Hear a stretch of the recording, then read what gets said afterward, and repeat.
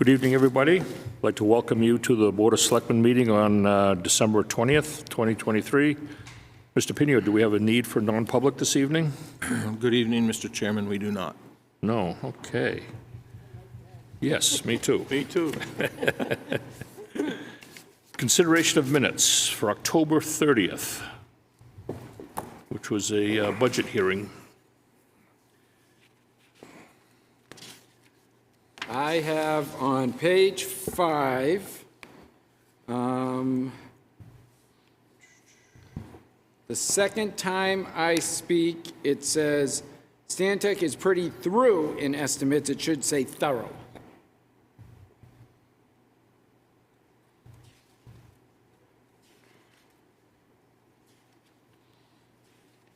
That's it? That's all I got. Okay. Anybody Motion to else? approve is amended. Second. Motion by Luke, seconded by Brian to approve the minutes. Any other discussion? All in favor? Aye. Opposed? Next set of minutes for November 9th. I have a couple of things I need to change. Let's see if I can find them. Linda, can you use your mic? On page 4, we're down 1, 2, 3 from the bottom. You have the electric fund bullet, and then you have, after that, it says total 1.2 million in bonds, 2.8 in warrant article fund, offset by 619 coming from other funds. I think that whole line should be pulled out and bulleted, because it looks like it's under the electric fund and it's not, Okay, yep. so that it makes sense. And then on page 8, all right, let's see, I'll go up from the bottom. One. It's my second from the bottom, where it says, Mrs. Murray, MED accumulated fund for the truck, capital items, major upgrades in all rates. And then that next line should be scratched, because the MED has nothing to do with the trustees of trust funds. I don't know where that What came page from. was that? That's on page 8. Thank you. I have page 6, and it's the first time I speak on page 6. It says Mr. Deshays, about 76,000 in the Schroth account. It's the Schroth account, SCHROTH. And I still think we should update the 76,000. That was my estimate. I don't know exactly what that account is right now.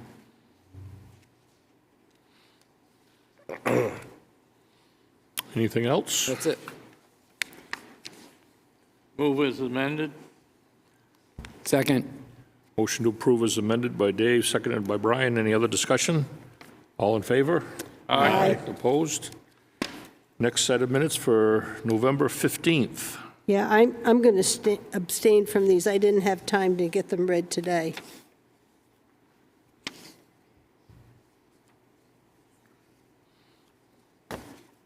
Motion to table the minutes from November 15th. Okay. Second. Motion by Luke, seconded by Linda to table these minutes to our next meeting, the minutes of November 15th. Any other discussion? All in favor? Aye. Opposed? Okay.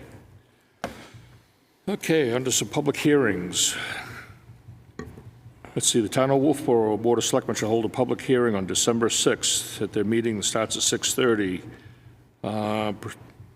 Pursuant to New Hampshire RSA 31:95-B3A, relative to donation of funds in the amount of $45,000 from the Wolfeboro Public Library's Kenneth A. Stedman Fund for generator installation and other related costs. Have anybody to speak to this here tonight? I can just say that it's one of the funds that the library has control over, and they would like to add it to the cost of the generator that has already been bought, and it's, I think it's part of the wiring, isn't it? Yeah, so the generator is now scheduled to be delivered in January. But one of the items that we've run into is when the library was built, it did not take into account configuration for the addition of a generator, transfer switch, et cetera. So there's a significant amount of electrical work that needs to be done to make that interface take place. And this will help us to close that gap in getting that generator on board this spring for operation. Thank you. I'll open up a public hearing. Anybody in the audience have any questions or comments on this, this hearing? Seeing none, we'll close the public hearing. Board members? Would somebody like to make a motion? I'll make a motion pursuant to New Hampshire RSA 31:95-B3A relative to donation of funds in the amount of $45,000. Wolfeboro Public Library's Kenneth A. Stedman Fund for generator installation and other related costs. Second. Motion by Dave, seconded by Luke to accept this donation. Any other discussion? All in favor? Aye. Opposed? All right, thank you. Next public hearing.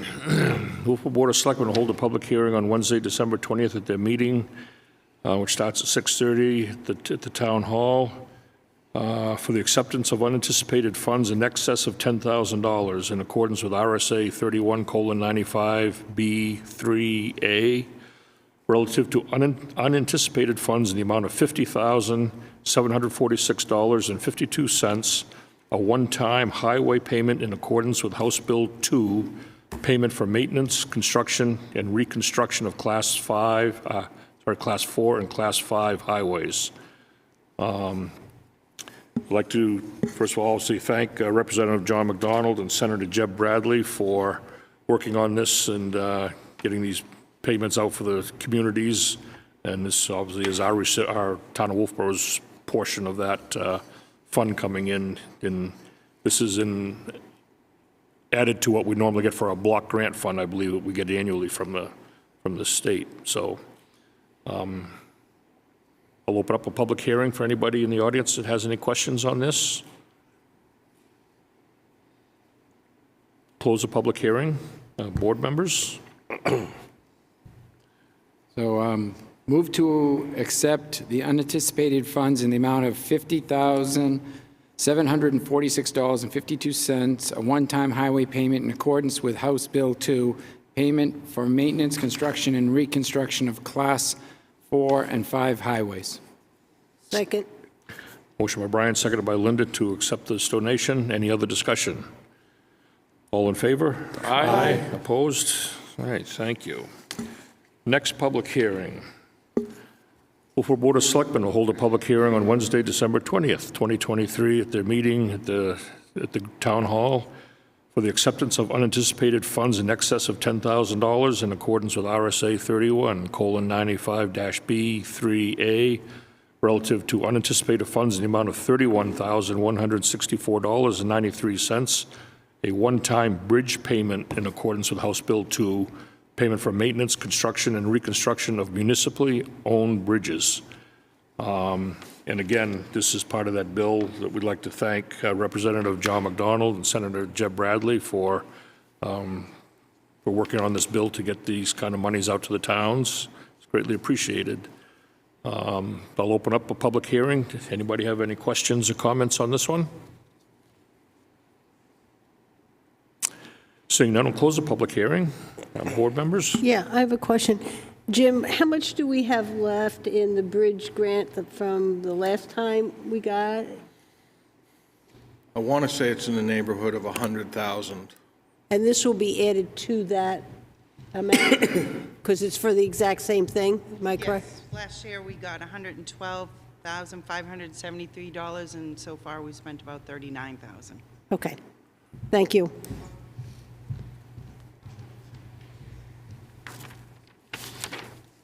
Make a motion relative to unanticipated funds in the amount of $31,164.93, a one-time bridge payment in accordance with House Bill 2, payment for maintenance, construction, and reconstruction of municipally owned bridges.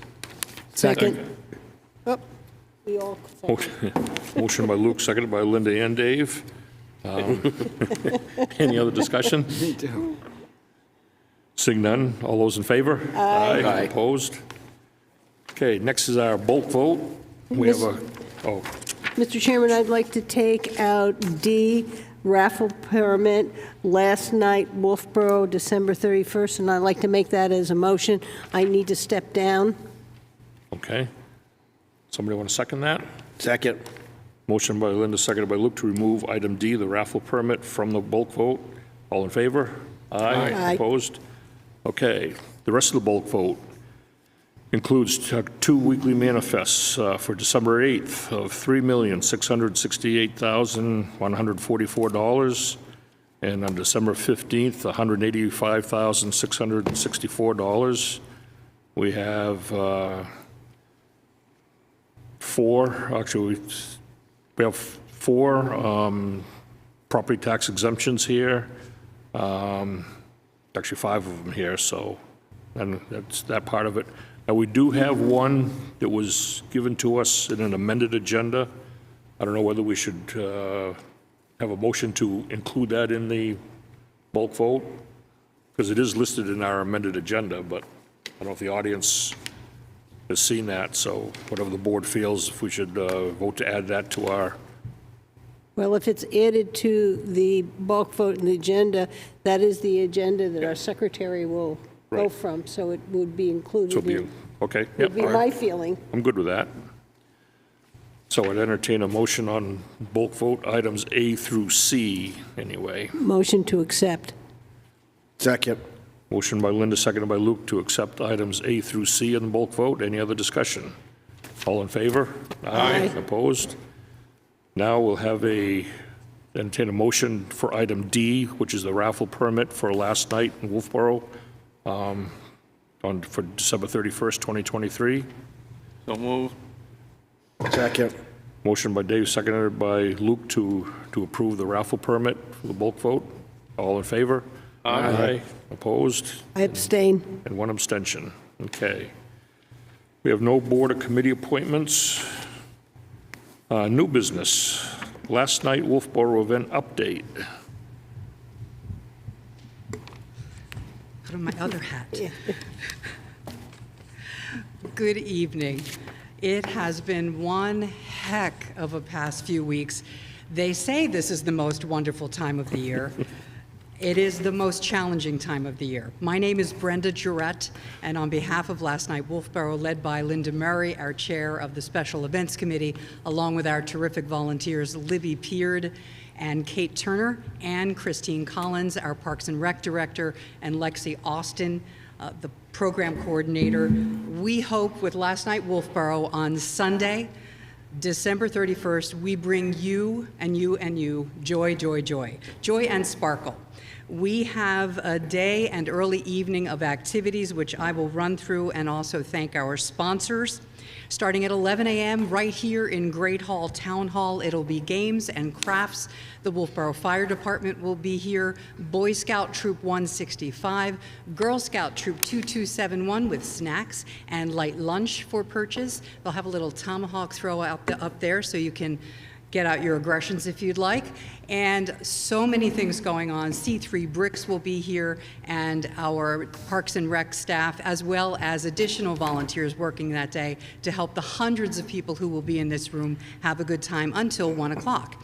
Then, 1 o'clock, we go to the Congregational Church across the street here on South Main Street, where we will welcome Just Bob and Marla, who will bring us puppets and songs and stories for families and friends to enjoy at the Congregational Church. While we're there, we welcome back the Congregational Church this year as our major venue, and at 2:30, the Wolfeboro Senior Citizens Club will present Peter Heimlich and the Unusual Suspects, which is a folk band, and they will be performing as well, and the Seniors Club will be there as well. We'll also have a prize raffle during that concert. Then That's at 2:30. Then at 4:30, we're thrilled about this one, the Carolyn Ramsey Band. They will be performing at the Congregational Church at 4:30, and we'll also have a major prize raffle during that as well.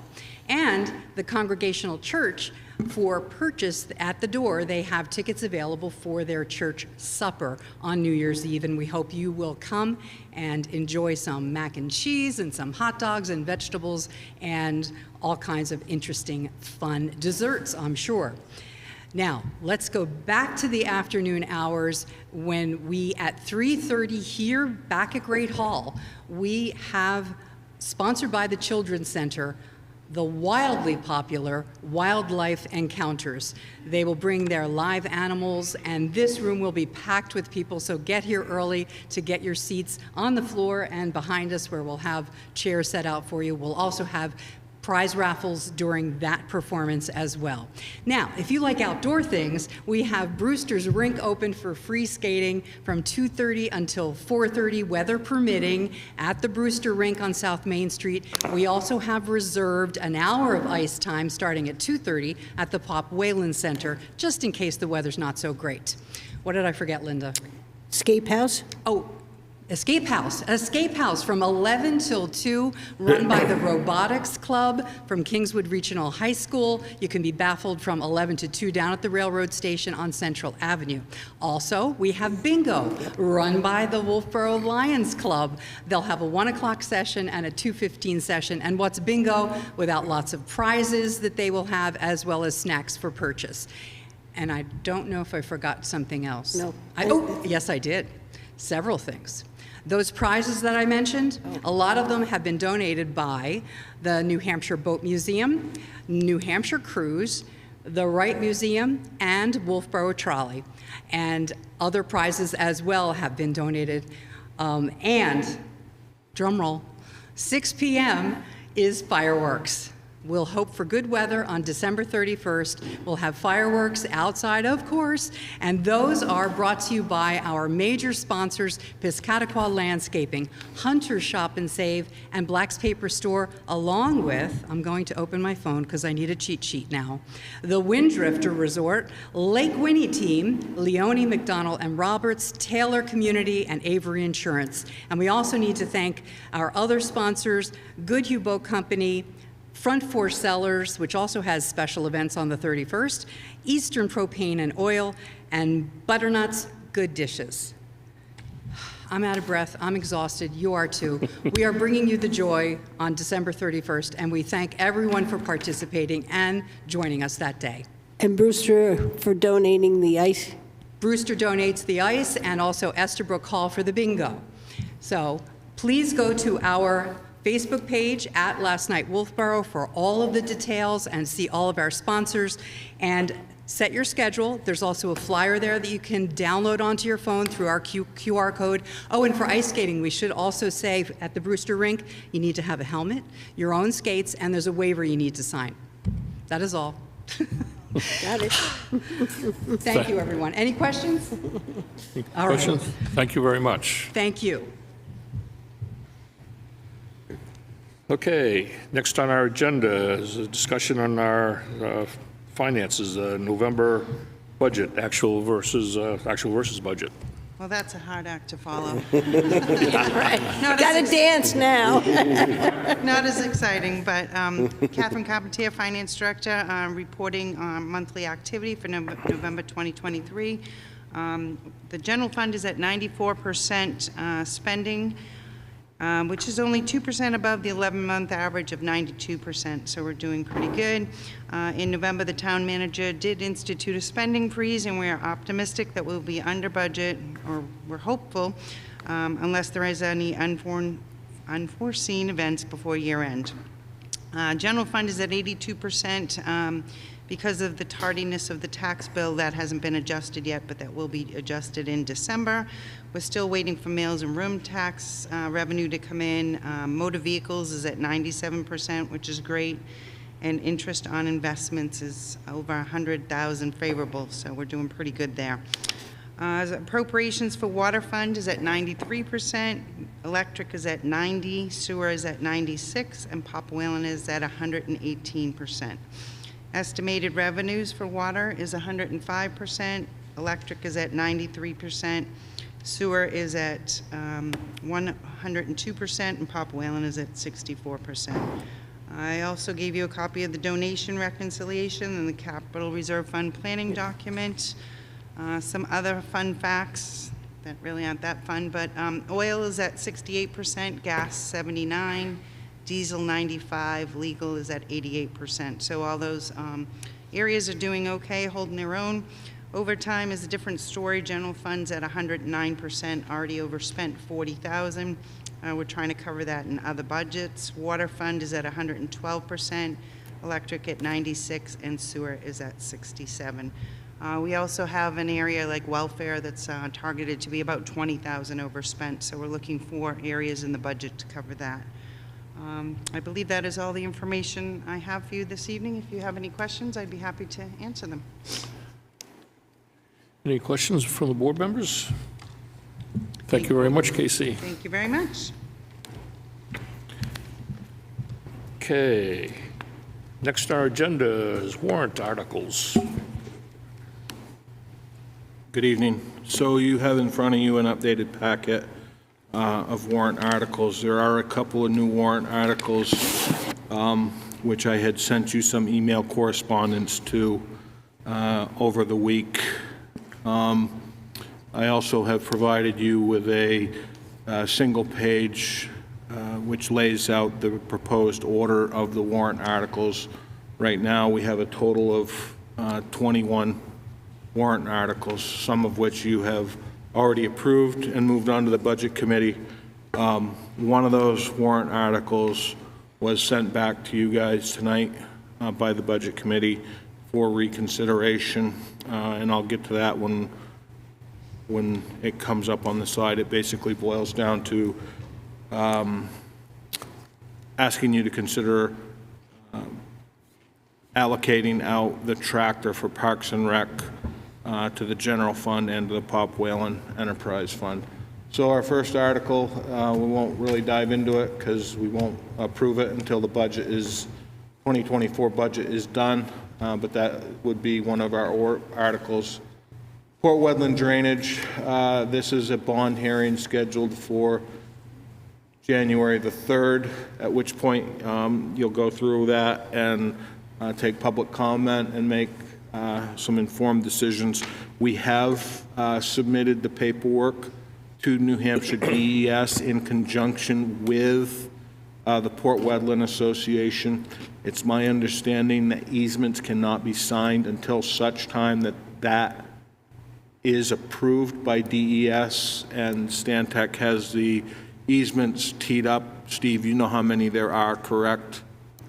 Can you just let the board know so that based on the conversations and the data points they wanted?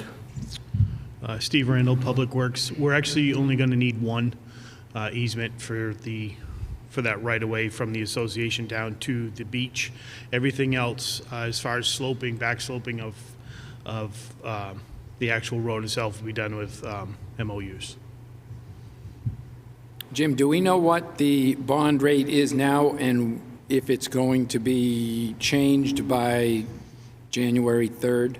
So that would be state revolving loan fund is my understanding, and that is traditionally 2% is my understanding. Okay, so it's still at 2%. So we have a letter from the association agreeing to pay some amount? So I have received correspondence back from the representative of the association agreeing to the $100,000. I did ask them if they would consider additional funds to come to the town. He said he's not prepared to answer that question yet, but he was taking it to his board. But we don't have a letter of that. We don't have a letter Can we at get this it by the point. 3rd? Can we try to get it by the 3rd? Yeah, Thank you. we've had good dialogue back and forth. Okay. All right. Town road upgrades, you've already approved. Library landscaping, we should put this on hold. Had a conversation with the director of the library today. She's going to be discussing this with the library trustees tomorrow afternoon.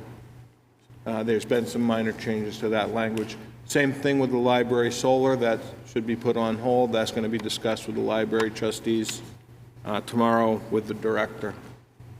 Police vehicle you have approved. Public Works vehicle and equipment.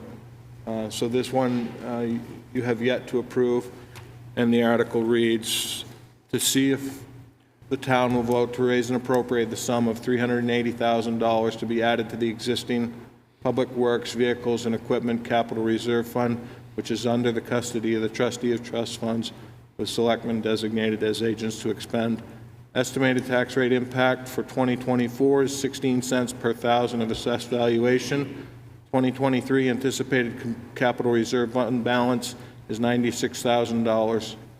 Steve Randall has provided significant backup to this in spreadsheet form, showing what his anticipation is over the next several years. This will be tied into the warrant article presentation. I think if you have any questions, Steve would be able to answer them for you. I was one who had an issue with this, and I want to thank Steve for providing me with that spreadsheet that clearly laid out the different years and what was going in and coming out. So thank you for that. You're welcome. That wasn't a question. Any questions from the board for Steve? I think it's in my opinion, this is, a very good article. We've done these capital reserves quite a while now, so that we can keep level funding in front of us year to year and be able to meet the needs of these departments to buy their equipment and everything so they can function and, do the job for the town, for all our residents. So I think this is a great approach to it, and, I personally fully support this one, so. I'll make a motion that the Board of Selectmen recommend this warrant article. Second. Motion by Linda, seconded by Dave, to recommend this be put on the warrant. Any other discussion? All in favor? Aye. Opposed? And somebody want to make a motion to recommend? So moved. Recommend and move it to the warrant, yeah. Well, recommend as far as, that vote on the bottom there. Okay. Yep, right? Yeah, motion to recommend. Anybody want to second that? Second. Motion by Luke, seconded by Brian to recommend this to the voters. All in favor? Aye. Opposed? It's a 5-0. Okay, your next article is to see if the town will vote to raise and appropriate the sum of $50,000 to be added to the existing Building Maintenance Capital Reserve Fund, which is under the custody of trustee of trust funds, with selectmen designated as agents to expend from this capital reserve fund. Estimated tax rate impact for 2024 is 2 cents per thousand of assessed valuation. 2023 anticipated capital reserve fund balance, $51,000. You wanted to hold off on this one after your last meeting until we found out what the roof repairs are going to be. Thanks to Brian's research and being able to find an individual who works on slate roofs in conjunction with the fire department, allowing utilization of the ladder truck, Public Works and police working to mitigate traffic issues. We were able to get that project done very inexpensively. So the roof on the clock tower has been repaired. Minimal impact to our building maintenance capital reserve fund. I think it's in the ballpark of $1,000. Any questions, comments on this one? I'll make a motion to move it to the warrant. Second. Motion by Linda, seconded by Brian to move this to the warrant. Any other discussion? All in favor? Aye. Opposed? Okay. Now we need a motion to recommend. Yep. I'll make a motion to recommend the Building Maintenance Capital Reserve warrant article. Second. Motion by Linda, seconded by Brian to recommend this warrant article. Any discussion? All in favor? Aye. Opposed? 5-0. Oops. In favor. Okay, so your next article is Water Resources Non-Capital Reserve Fund. To see if the town will vote to raise and appropriate the sum of $50,000 be added to the existing non-capital reserve fund, which is under the custody of the trustee of trust funds with selectmen as agents to expend from this capital reserve fund. Estimated tax rate impact for 2024, 2 cents per thousand of assessed valuation. Estimated capital reserve fund balance is 136. The reason I feel it's important that we keep on adding to this water resource non-capital reserve account, we have a 319 grant for the issues on Russ Pond, but we haven't gotten any construction costs, and we may need to supplement that. We've got Route 28, and I am concerned about the retention basins that we may need to do supplementing there. I checked with the Wentworth Watershed Association. The 319 grants for this year have not been awarded, but they're looking at one for the Kingswood Acres area, and that's around $15,000. There is some drainage at the library that isn't working properly, and that will need to be altered and changed. And we also have, after we do the solutions, we're going to need to have some construction money for Whitegate Road. So those are some of the areas that right now we are looking at to use this non-capital reserve account. And in this account, we need to keep on accumulating funds in. Any other discussion? I'll make a motion to move it to the warrant. Second. Motion by Linda, seconded by Brian, to move this into the warrant. Any discussion? All in favor? Aye. Opposed? I'll move to recommend this warrant article. Second. Motion by Linda, seconded by Luke, to recommend this warrant article. Any other discussion? All in favor? Aye. Opposed? 5-0 on that one. Okay, you have already approved the Abenaki Ski Area Capital Reserve Fund. You've approved the tree removal and replacement. You have approved the municipal electric truck. You have approved the Maplewood Highland Terrace water line. You have approved the wastewater treatment plant capital reserve fund. You have approved the South Main Street sewer engineering. You did approve the Parks and Recreation tractor. This was motioned the other evening at the Budget Committee meeting to have this come back to the Board of Selectmen for the purposes of considering a cost allocation to break it out over the general fund and the Pop Whalen Fund. The recommendation was they would like to see 40% of this be applied to the Pop Whalen Enterprise Fund, with the balance to go to the general fund. I did take, and in your packet you'll see, I took the areas within Parks and Rec where they've identified this would be utilized under the general fund, those being parks maintenance, beaches, cemeteries, and Abenaki. That's $613,000 in the general fund. I did the Pop Whalen Enterprise Fund, which is $361,000, and that breaks out to a 63-37% ratio.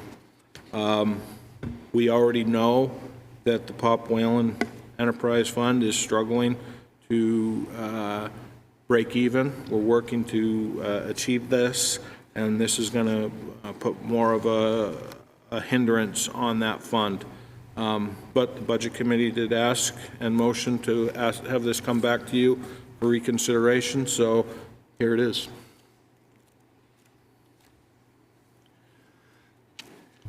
Questions or just comments from the board on this one?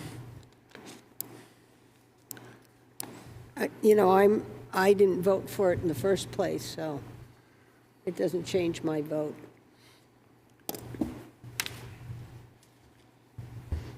I mean, I guess the only thing I would say is that that would put a lot of stress on that fund that already is struggling, like Jim said.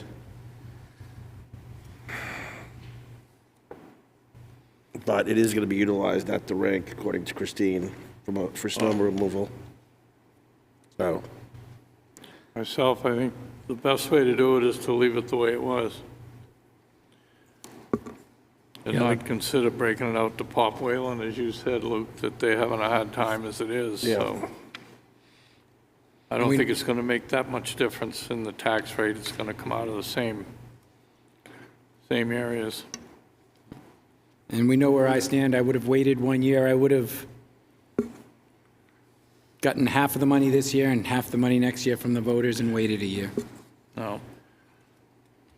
Yeah, I think I'm going to agree that, the condition that Pop Whalen's in, financially, they are struggling to, with the enterprise fund to get on its feet and everything there. I'd prefer to leave it the way we had it set up originally also, so.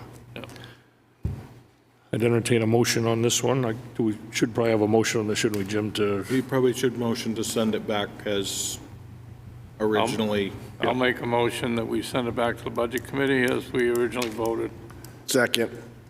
motion to send it back as originally intended and seconded. Any other discussion? All in favor? Aye. Opposed? Okay. Okay. So your next warrant article, there is some change in this language that came in this morning. To see if the town will vote to raise and appropriate the sum of $110,000 for the purpose of purchasing and outfitting a used ambulance to be operated by Wolfeboro Fire Rescue Department as a licensed transport ambulance in the state of New Hampshire. The sum of $80,000 shall be utilized for purchasing the vehicle. The sum of $20,000 shall be used to fit up the vehicle to include necessary operational equipment and accessories, including but not limited to two-way radio, lettering, Knox box, and any other mechanical repairs. The sum of $10,000 shall be used for fuel and other expendables required to license said ambulance in the state of New Hampshire. Further, to authorize the Board of Selectmen to accept monies as they become available from the federal and state governments or through donations, and to authorize the Board of Selectmen to take any other action or to pass any other vote relative thereto, and to authorize the town manager to sign any related documents to complete the purchase. Estimated tax rate impact for 2024 is 5 cents per thousand of assessed valuation. Chief is here to answer any questions that you may have. Okay. I'm, Go ahead, Dave. I personally still don't have enough information to move forward with this particular article. I did get answers from Tom in reference to EMS requirements and so forth, but I'm still not sure this is the right way to go. We don't have any revenue stream. We don't have any, I don't have all that information in my head solid enough to go forward with this. I certainly know that ambulance services are expensive. I know personally from having been transported in an ambulance from Pop Whalen for a cost of $3,500. To me, that's a lot of money, and I don't understand why a lot of these ambulance services aren't making money. So I'm at this point still I'm not in favor of this article. Linda. Yeah, I'll go along with Dave. I've asked, and I don't have, I was hoping to get tonight kind of a write-up on how it was going to be used. I don't know if it's going to be a training tool. I don't know if it's going to be the third ambulance out if there's a big incident. I don't understand how we're going to bill. We don't have any rates.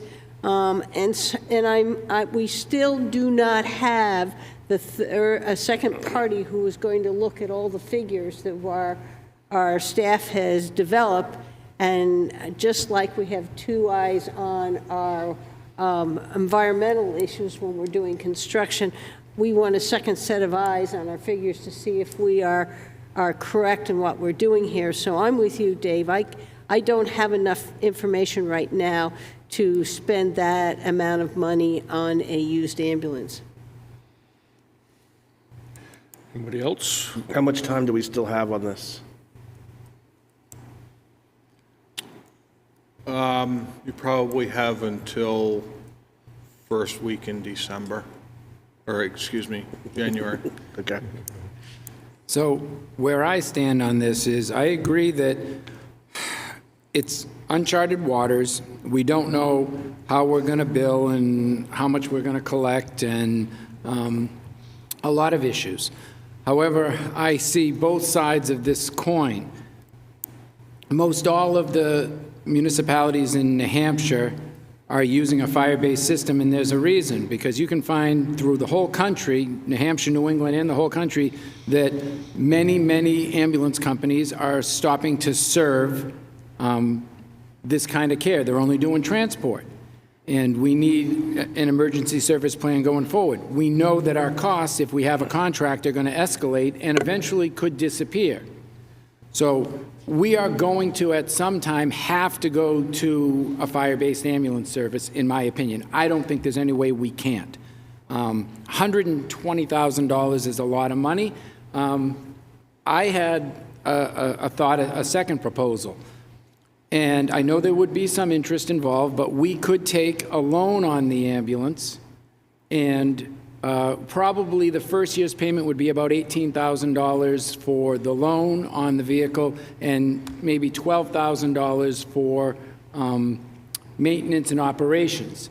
This would give our fire department the ability to use this as a third ambulance, make an arrangement with Stewart's or something for this year, for when we have one more contract, let them work into how they're going to be operating the system. The chief said at one of our meetings that he could do this with his existing staff. Now, that would make it so that we have the ambulance in place. It doesn't cost $120,000 out of the gate. It's only about $30,000 out of the gate. We would be paying interest, yes, but just because we have a loan for 5 or 6 years doesn't mean we have to take the loan to term. We could pay it off early in 2 years when we're in a little better financial position, when we see that the system is working, because I can't see us going 4 years.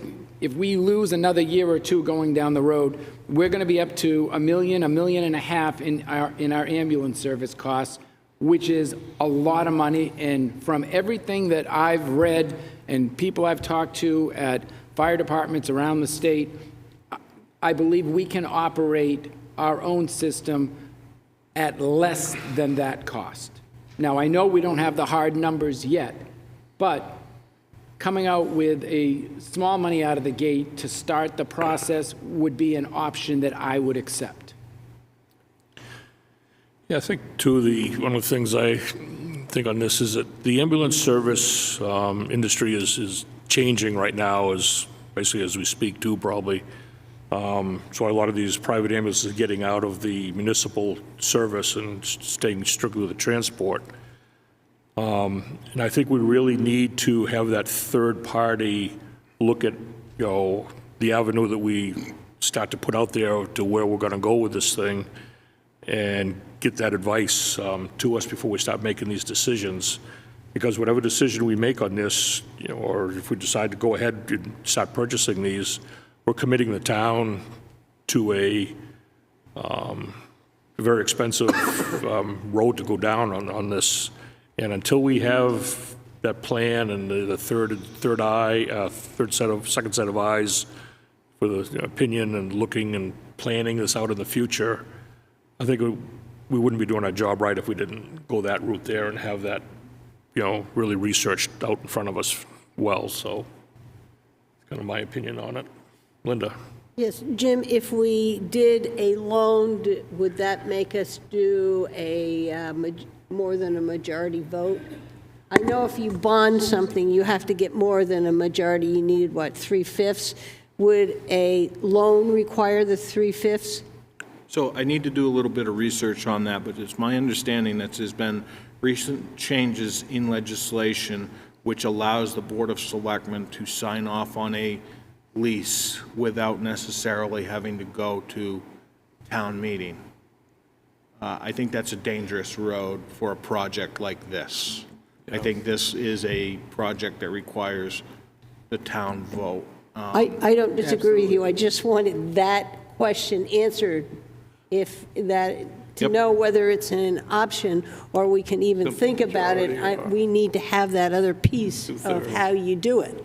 And how long would it take to get a third set of eyes on it, and how much would it cost? If I may, I believe that we had intended to do that, and it became a victim of the budget freeze. What, do you know I what? don't want to speak for the manager, do you- but that do was you- my Do understanding. you know what the cost was going to be? I was anticipating $15,000. $15,000. So that's half the price of the first year cost of the ambulance. So maybe we can do it in conjunction. Maybe we can do it at the same time concurrently. I don't know. It's just a thought. I just know if 70% of the state of New Hampshire is using their own ambulance service, we're in the minority. If we were the only town that was going this route and saying, okay, we're going to start with our own town ambulance service, I would say that we were in uncharted waters. I think us being one of the 30% that is still using contracted services puts us on the opposite side of the fence. And it's just something to think about. I believe when we look back 5 years from now, we're going to have our own service in town, and it's going to be there. And do we want to spend $200,000 more a year, every year going forward from now, to just think about it? I don't think we're just thinking about it. We really want to take a look at the figures. One of the things that I had problems with the figures we had to go and move our staff from 48-hour weeks to 42, and that's going to change what you pay because people are not going to take a cut in salary. So I'm not comfortable that we've got all the figures in that. And I made that comment every time it came through. So I think it makes, I mean, this is a big commitment for us to purchase ambulances and run this. And I just am at the point is, is it going to be the third ambulance? We haven't talked to stewards. Is it going to be just a training tool? What is it? And if we do, we use it as a training tool. Do people get free rides? How often will it go out? Once a week, once a month? How much is a company going to want to take over the billing if we do it in not very often? And so those are the questions I had, and I was thinking I was going to get more because I've asked these things every time they come up, and I was hoping I'd see something in the packet, and I don't have that. And I think those are important things to know. Can we get some of that information? I'm sorry, did you not get my December 7th memo? I believe we spelled out everything you've asked for and then some. I think it was in the package of whatever the last meeting was, but I think we did have a lot of I questions have one answered. copy I'm happy to I don't share, but remember. it's only one. I don't remember seeing it. I don't remember. I I think we went over it.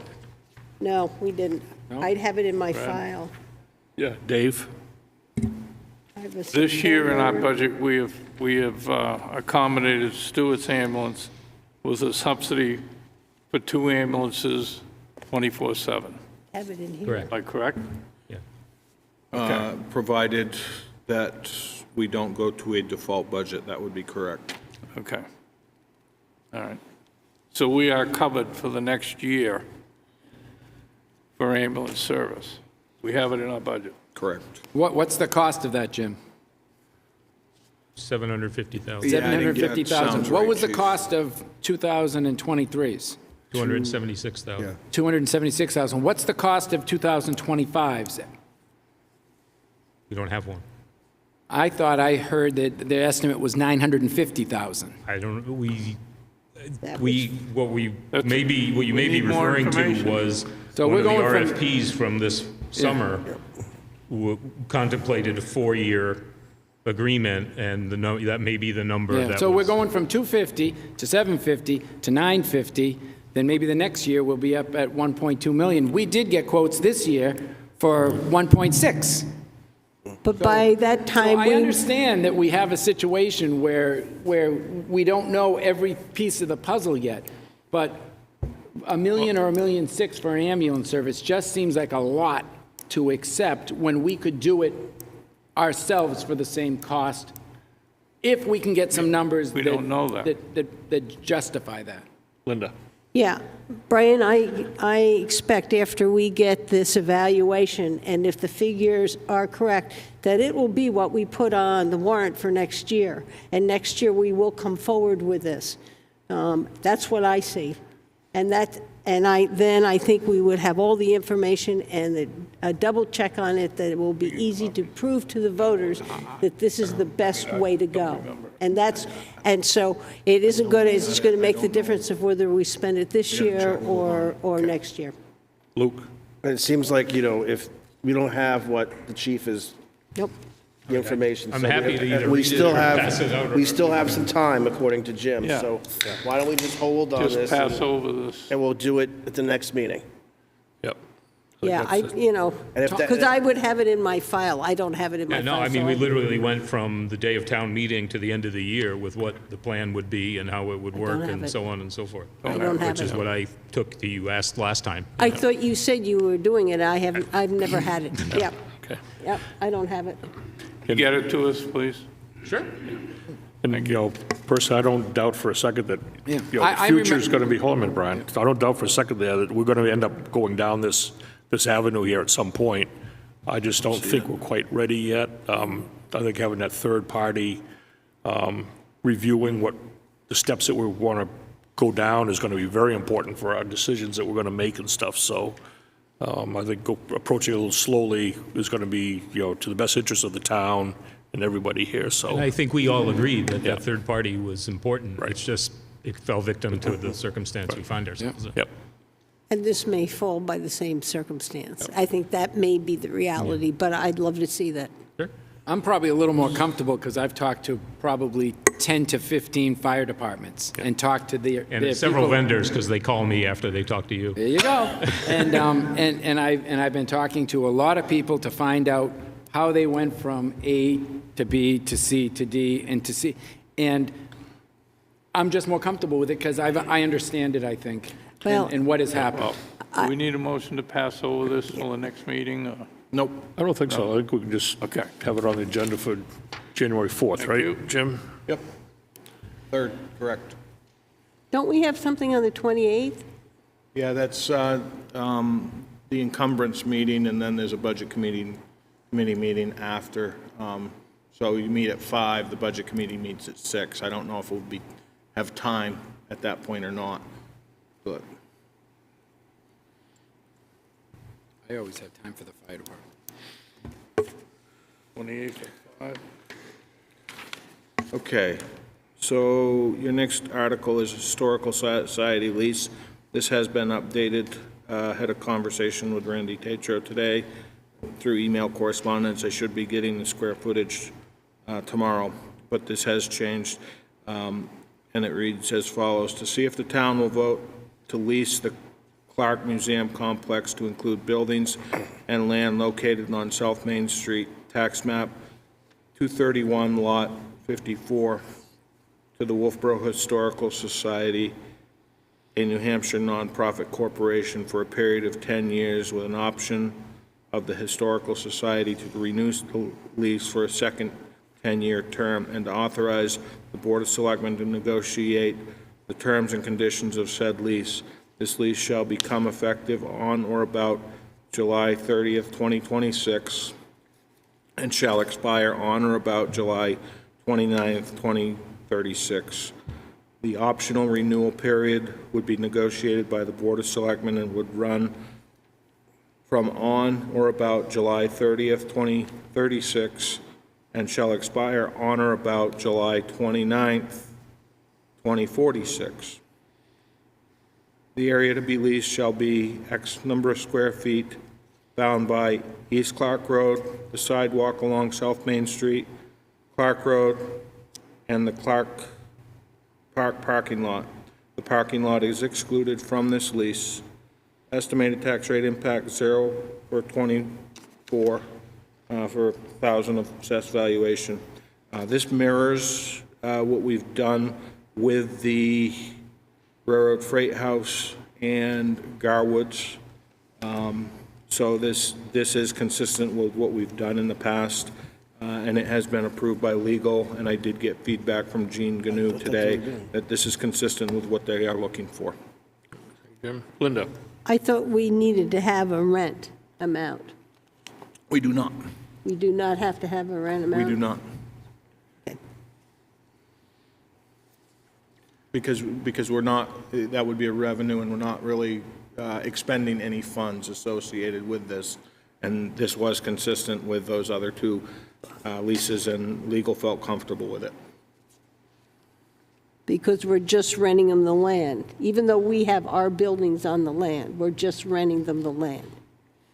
No, the buildings as well, buildings and land. Well, but we own some of the buildings. We own the the schoolhouse. We're going to pay to have renovations done to it. And we, in talking with Nathan, if we have standalone renovations to that building, those standalone renovations should be standalone warrant articles. So then we've got something we have something in this year's budget, a capital outlay or something, so that is going to become a warrant article? Not under this one, because we already have that existing lease. This does not go into effect until 2026.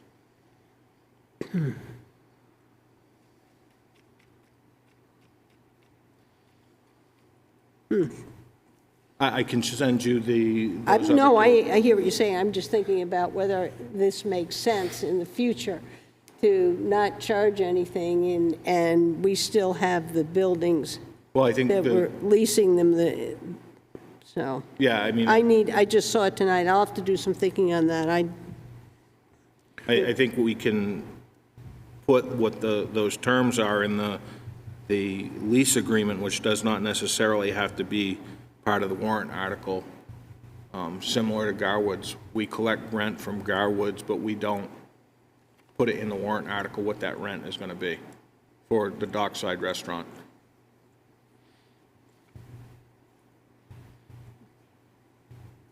So do we need to recommend this, or wait for the number? It's up to you guys. I don't think the square footage will matter much. Well, we're renting them the square footage and the building, or two. They own the barn, or did they? No, they gave that to us. So all those buildings there were on the hook, the taxpayer. Yeah, I would have to pull up that other information that I don't have in front of me.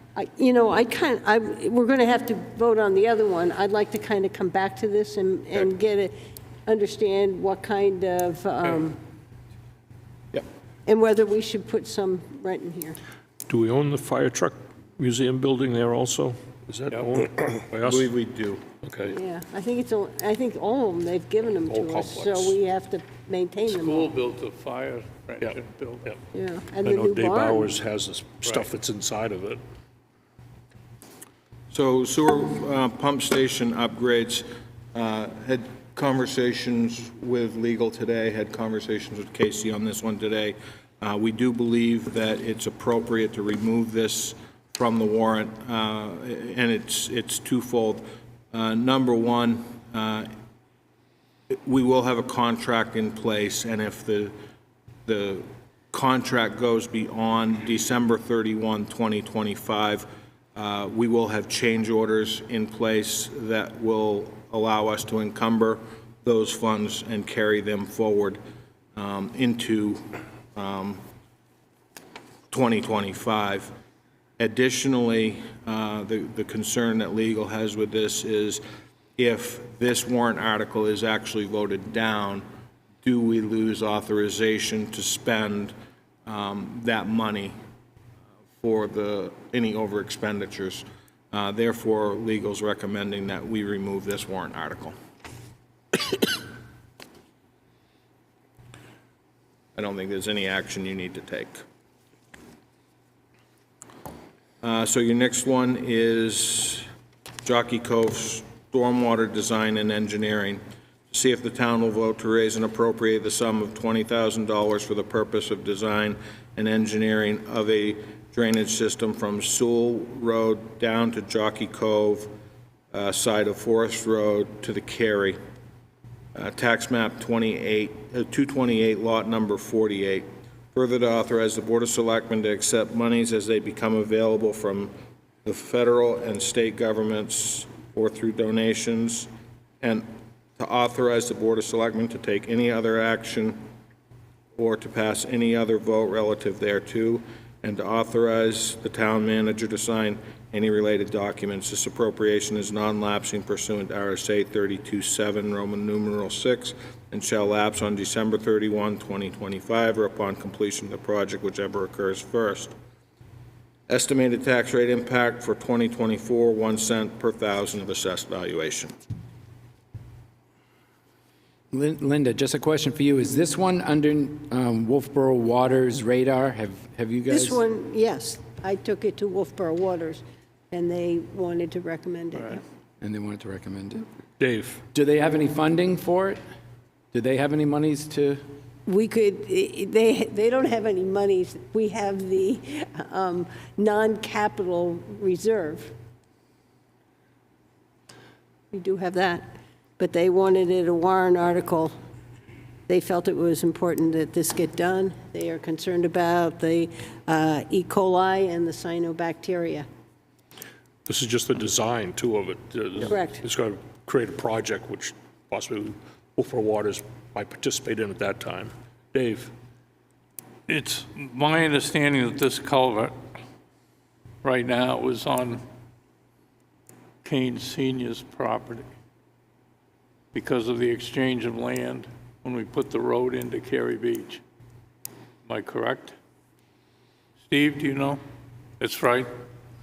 So with this engineering and stuff for this, the culvert will be moved onto our property? Or will it remain on Kane Senior's property? I don't know. I don't know, probably Linda can speak where the 20,000 came from. Did you talk with CEI on that? Did they give a rough? No, we just So, we just I have came. no idea what the plan is. I wasn't involved in. Our original plan, we had what we were gonna do. Right. So once we stopped that, this all came about after the fact. So I can't answer anything for Yeah, that. because I think 2 meetings ago, or 3 now maybe, we approved that the culvert be replaced, and you could replace it under the permit you have from the state Correct, with no extra cost other than the new culvert and stuff that would be necessary. correct. So I guess my concern is, will this still be on the Kane Senior property, or will it be on our property? I Or can't right away? answer that because it's gonna be based on whatever the design is. And So- that's my understanding also, whatever the I design mean, is. from an educated guess, at best, I would say if the town pays for them to design something, they're gonna try to look to run it on town property, but that's just a guess. So it's basically from the wetland that's there now with the culvert, with the water comes through the culvert at the head end, say, Yes, and then it goes down and out into the Cary. correct. So now, my understanding was, or somebody, I think Linda had mentioned, that there was going to be like a drop culvert or something up by the wetlands, and then a culvert, and then another drop culvert, and then out to the Cary. Again, that's not what we were looking to do because that's not what we can do. So I'm assuming that's what this is for. So they'll have the design and it'll be engineered how they see fit to do So this that. probably won't get done for another year and a half. I mean, so, You get town meeting this year to get the engineering. right. And then Get it the would go- engineering, we have no money in the budget to do whatever they want to do because we don't know what the engineering is. Mm-hmm. So we can't fund it. And we can't fund it until next year.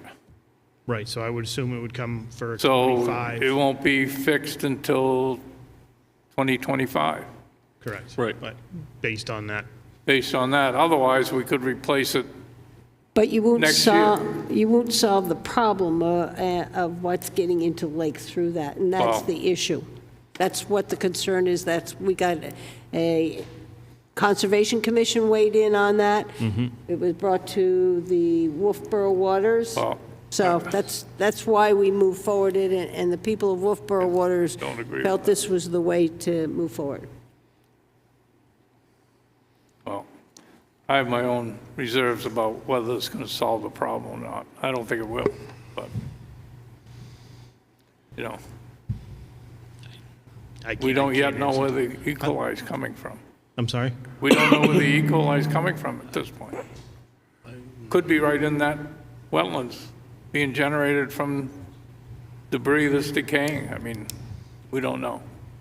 But we also do have a cyanobacteria Yep, documented issue in that area, too. in Jockey Cove area. Correct. Yeah. But that's, could be another issue that's not related to this. Just a quick question. So if this gets approved by the voters, that means, and like Dave said, that nothing will get done till 2025. So will we still replace? That's been put on hold. That's been put on Put hold. on hold. Yeah. Once this all started, the original plan of us replacing in-kind got stopped. There's been, and I know that we need to protect our lake from E. coli and cyanobacteria, but there's been cyanobacteria outbreaks in parts of the lake, and they just don't understand why. And Yeah. I mean, it was in the Broads. Where's that runoff from? So I understand, but we do have to make sure that we don't have contamination getting to the lake from runoff areas. And I'm not saying that this is not appropriate, but I don't know, just a thought. Linda? Yeah, the reason the Winnipesaukee Association is doing watershed management plans all around the lake is to get the areas where there's stormwater runoff, and that runoff is putting nutrients in the lake, and those nutrients in the lake are causing the cyanobacteria. And we're having more and more of those issues. And this is one of the places that the Conservation Commission felt that this needed to be done. Wolfeboro Waters felt that this needed to be done. That's why it's brought forward, for you to decide whether A, you want to put it on the warrant, or B, you want to vote for or against it. I think one good thing with this, too, would be the fact that the engineering firm coming in, there's probably going to be a lot more testing going on down in that Correct. area to try and determine some of those questions that Dave just raised here, too. You know, what is the source of E. coli that we've been getting some readings on?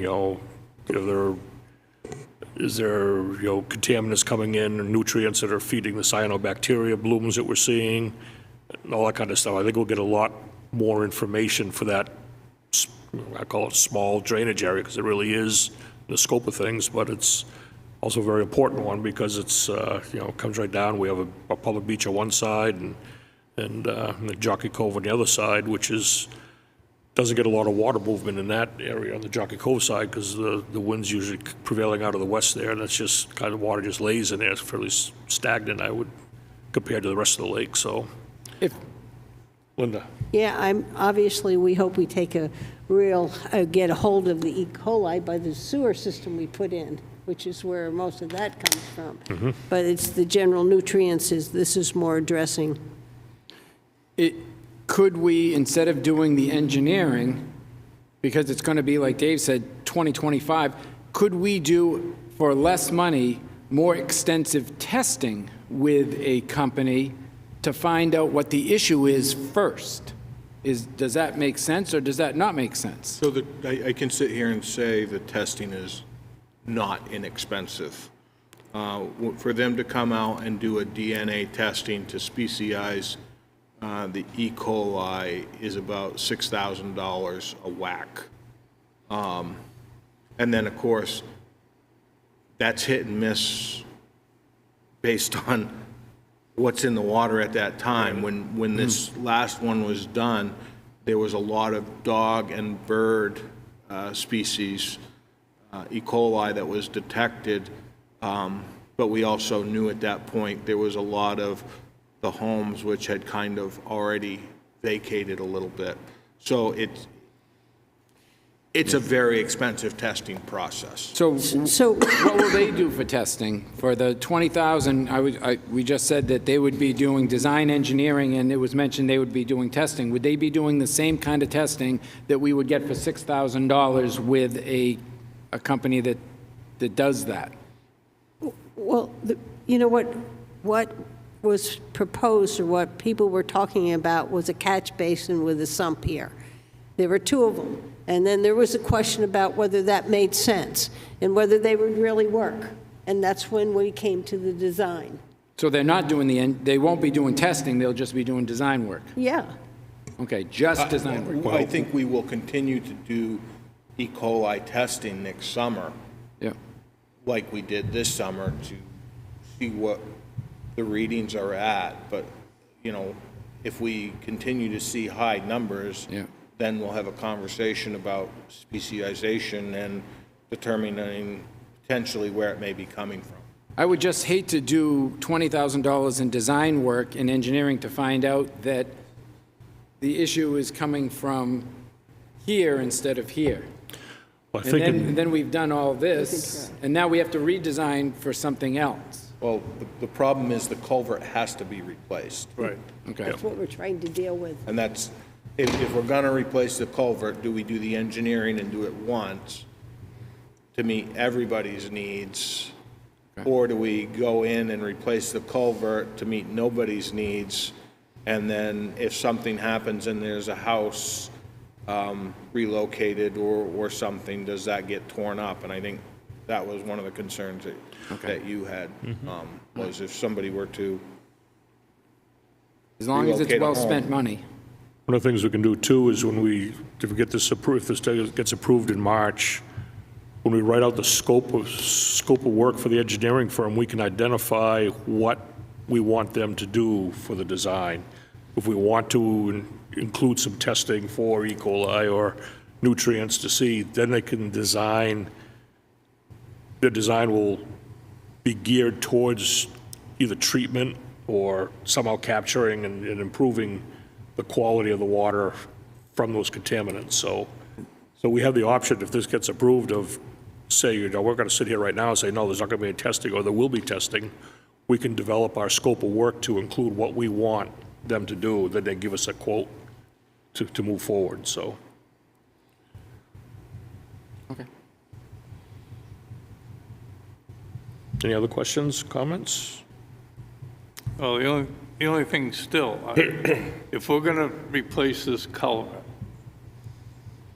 and it's going to take us till 2025, I want to make sure that in the engineering, that this culvert ends up on our property so we don't have to go through this stuff again. Yep. You know, because now it's on Kane Senior's property, Right. and they want it off of their property. Well, the only way we're going to do it is if we go through engineering and DES to have that done. Yep. So, Yeah, You 'cause want to if- add that in? Well, that's. no, Well, we yeah, can have it that as part of the RFP that, Yeah. that part of what we want engineered is off of that property onto ours. Yeah, or within the existing easement. Right, within the easement, right. And we have an easement for that pipe to be We there? do have an easement for Okay, that so, existing so we culvert. can, it's legitimately there. So we can look at that, Right. and in the design, that all can be. Because, I mean, at some point, you have gravity there too, you know. Yeah. or As Right. it goes down. Yeah. So we can look to move it, or they can look to move it, but there's still, you got to get the water from here to there. Yeah, and that's part of the reason why we're doing this, because this one has this idea, and that one had that idea, and this is what you can do. And the only way to do what's best and correct is to go get it engineered. And that's why Wolfeboro Waters is supporting this. And the Conservation Commission supported. I don't care. So I'll make a motion to move this warrant article, the Jockey Cove Stormwater Design and Engineering, to the warrant. Second. motion by Linda, seconded by Luke, to move this to the warrant. Any other discussion? All in favor? Aye. Opposed? I'll make a motion that the Board of Selectmen recommend this warrant article. Second. Motion by Linda, seconded by Luke to recommend this warrant article. All in favor? Aye. Opposed? 5-0. Okay, the next one is a new one that is coming to you from Parks and Recreation in conjunction with our seniors. This is for bingo. To see, shall the town of Wolfeboro adopt the provisions of RSA 287E relative to the conduct of games of bingo and sale of Lucky 7 tickets. This is language pulled right directly from the RSA to be able to adopt this. Christine is on vacation, but Amy is here to speak on behalf of this virtually. Amy? Good evening, Amy Capone Muccio. I'm the president of the Wolfeboro Senior Citizen Club. And I hear an echo. Christine and I have been working on how we could offer regular bingo for the seniors. The Parks and Rec Department visited Farmington, New Durham, Rochester, all the folks that have regular bingo. And then we contacted our town council, and he wrote a letter to us because the first step in the process is to get a waiver from the New Hampshire Lottery Commission. And we did get that. And the second process is for us to have a warrant article for the town to adopt this process. I have some information, which, because this is new and you can read it and digest it as a full memo from Christine that outlines it. Essentially what happens is this is for 55 and over. The waiver outlines that from the New Hampshire Lottery Commission. We have to be a nonprofit. It's a conjunction with our nonprofit and being a town of Parks and Recreation. The tickets would come in, there's an example, we would run 10 games in one day, and the tickets can't be over 75 cents, and then the funds that you make that day has to go back out into the prizes. So for example, we can't, if we get $500 that day, then the prizes that would go back out would be $50 if you ran 10 games. I have some examples of the bingo cards and how they work.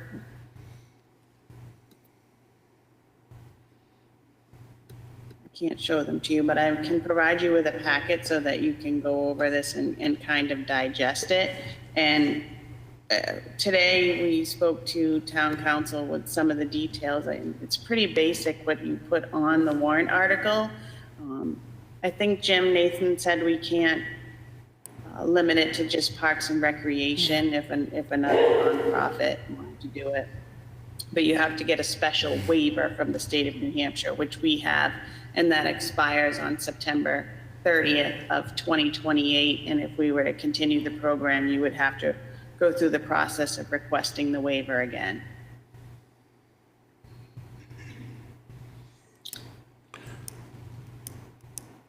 Amy, a quick question I have. I think I heard you mention something about, the nonprofit portion of this.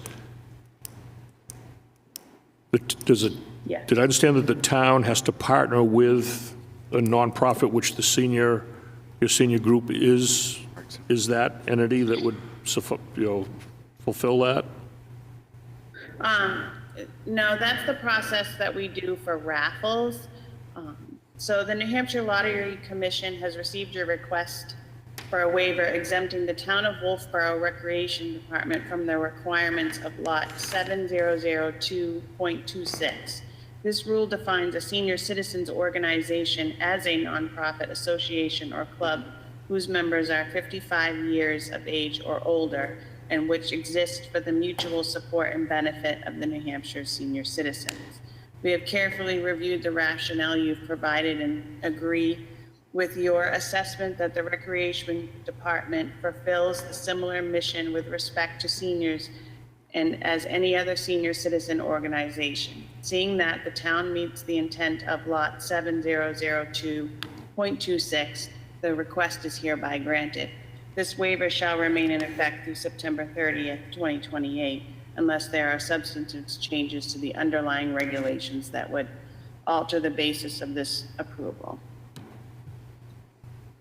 So this was given to us just as the Wolfeboro Parks and Recreation and the Senior Citizens Club, and we did make the request for either Abenaki or the community center.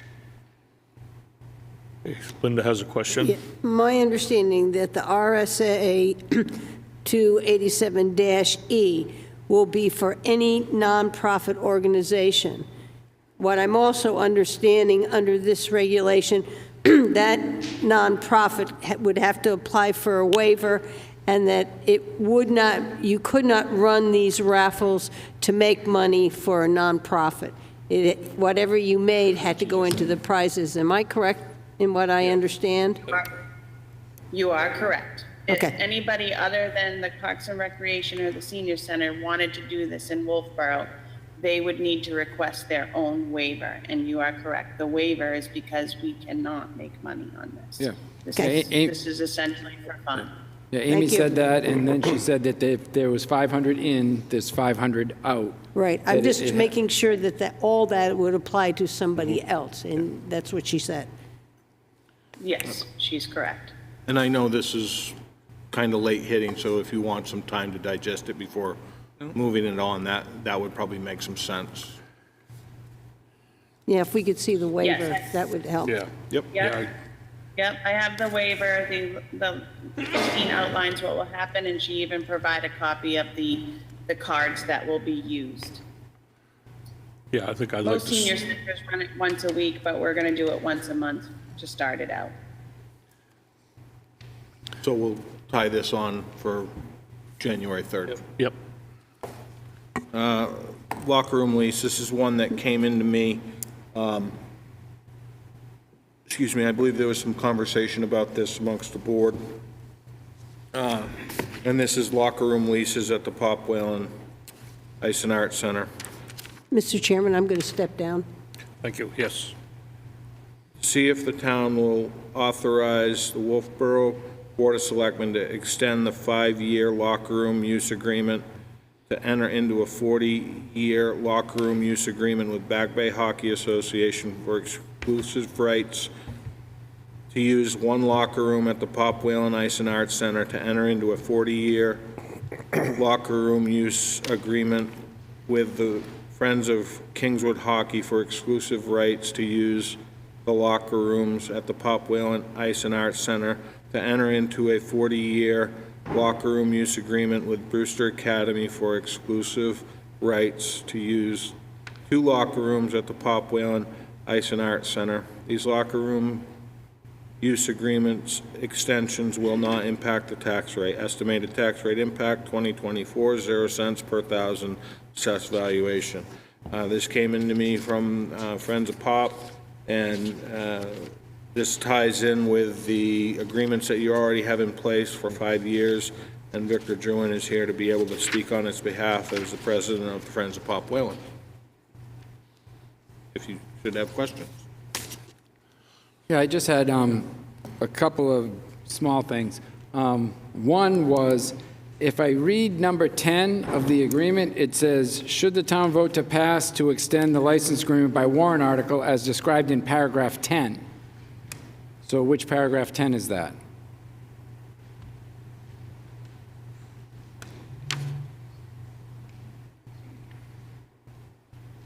Which document? The lease agreement. I'm going to have to do The some Pop research on Whalen Ice and that. Arts Center locker room use agreement. It says, number 10 says, should a town vote to pass to extend, it should be, probably say, should the town vote to pass to extend the license agreement by warrant article as followed in paragraph 10. So it might be that there's just a misreference to a paragraph there. So that was one thing. And I'm sorry, Brian, whose agreement was that? That Is is that the, Brewster or, that is between the Whalen? Town of Wolfeboro licensor and Friends of Kingswood Hockey. okay. So if we're going to use this and follow through with other agreements, we might just want to maybe clean that piece up. And the only other thing I had, well, two other things. One, on the Pop Whalen policy statement, which I think should be addressed, the only thing I see is that it says that the locker rooms must be adult supervised.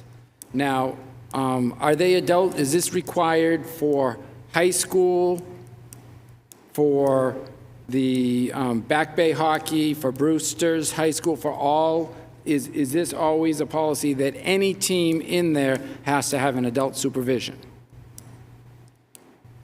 This is the town's, this is what the town created, this one page. Okay. So I So didn't. if that's our agreement, So I believe, so if you look at the physical locker room agreement, yeah, the Friends of, so the Back Bay agreement says that they need to be adult supervised Yep. in the And- body of the agreement. yeah.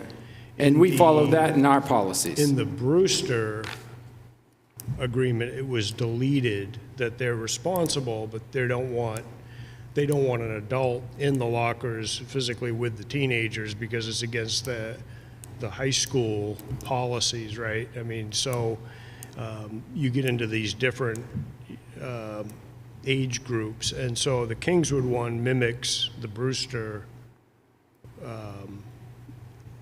locker room in the actual use agreement. I think that this attachment is the stock policy statement for the arena. So this is kind of the expectation is that Yeah, so this I'm doesn't, giving it to you, Brian, and you're responsible for the conduct and what goes on in those rooms, not me. Yeah. So I think that's what the town's attorney was advising you. so this. Just telling you how I Yeah, believe so it there flows. isn't an alignment between our policy, Brewster's policy, and what we require for the kids at Back Bay Hockey and our high school. It's not all the same. I can tell you that this policy statement has been out for a couple of years Yes. and consistent with other this gets stapled basically to our ICE contracts. Yeah. So I think it's more of a stock Yeah, Town of Wolfeboro, this is my expectation agreement more than anything. yeah. So If that makes sense. Yeah, so maybe it's something, Jim, that we just have to look at and see what, if Brewster doesn't have to have supervision in the locker rooms, but Kingswood does, and so it's a little bit different.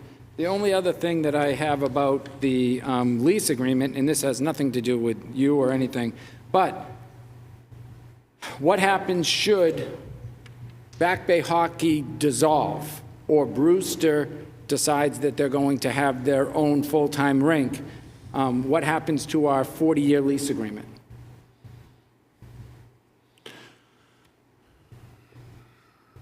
And it can happen, because we had regular Little League, and then we had Cal Ripken, and then you have another kind of Little League. So if Back Bay Hockey disappears and somebody else comes in, or Back Bay Hockey just changes and moves their whole operation into the Spartans or a different group, then what happens with our 40-year lease agreement? Well, I assume they'd stop paying, so at that point, Well, it's not that they stop paying, because they're paying kind of over 5 years. So what happens? correct. So then that locker room, if we have a 40-year lease with them, we have to break the lease, but there's no mechanism to break the lease.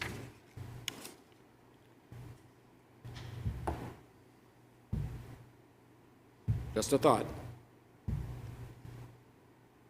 I'm reading through now. And I'm sorry for catching things late. Sometimes it takes me 2 or 3 times to see the same document, and each time I find a little something in it that,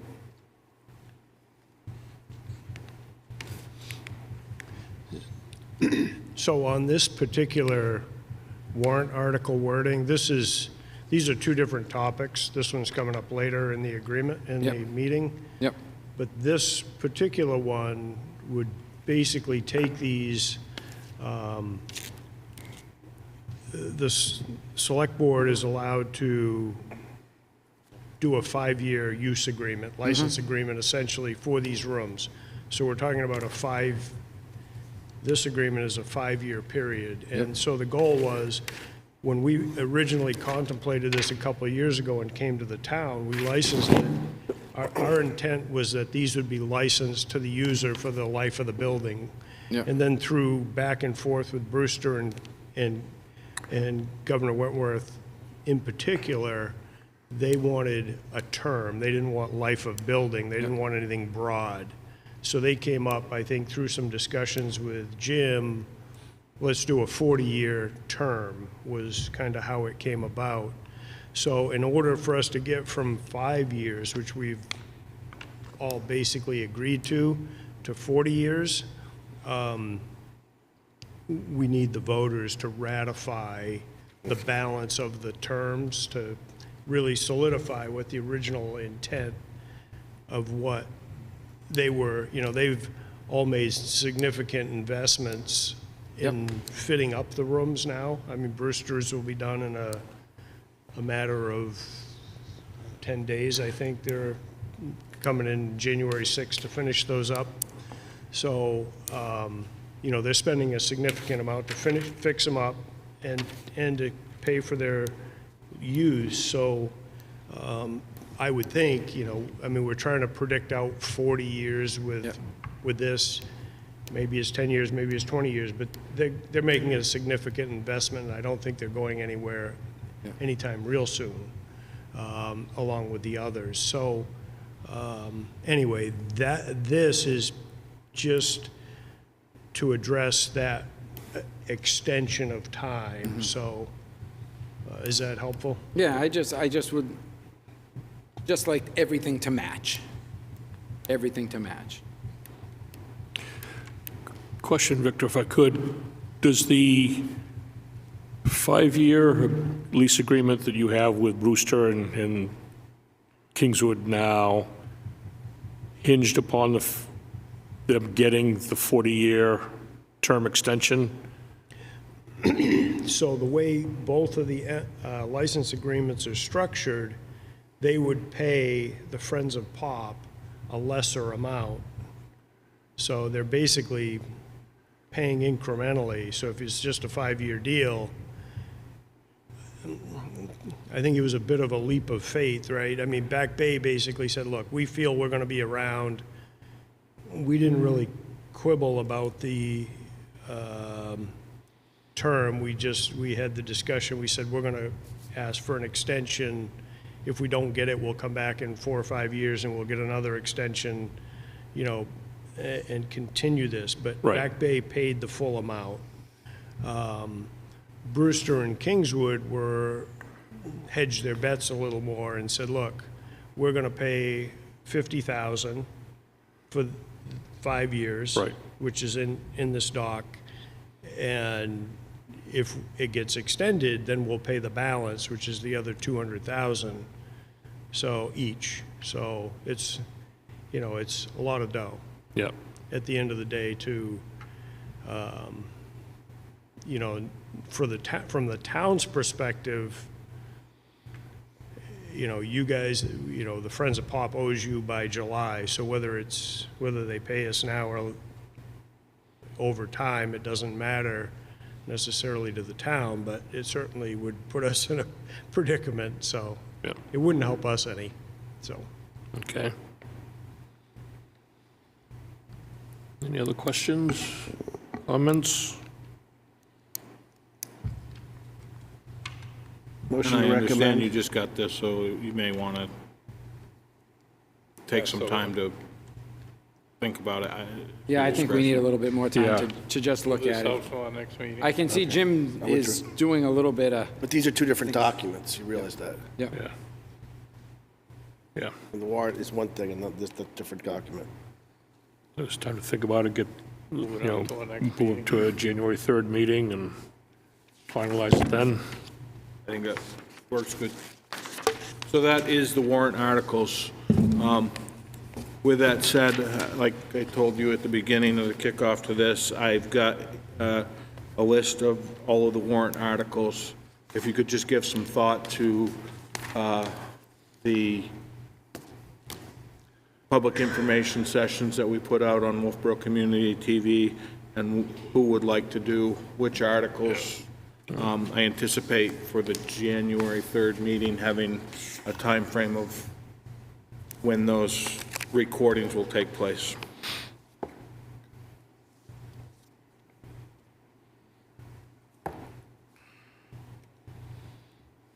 That's it on the warrant articles. Okay.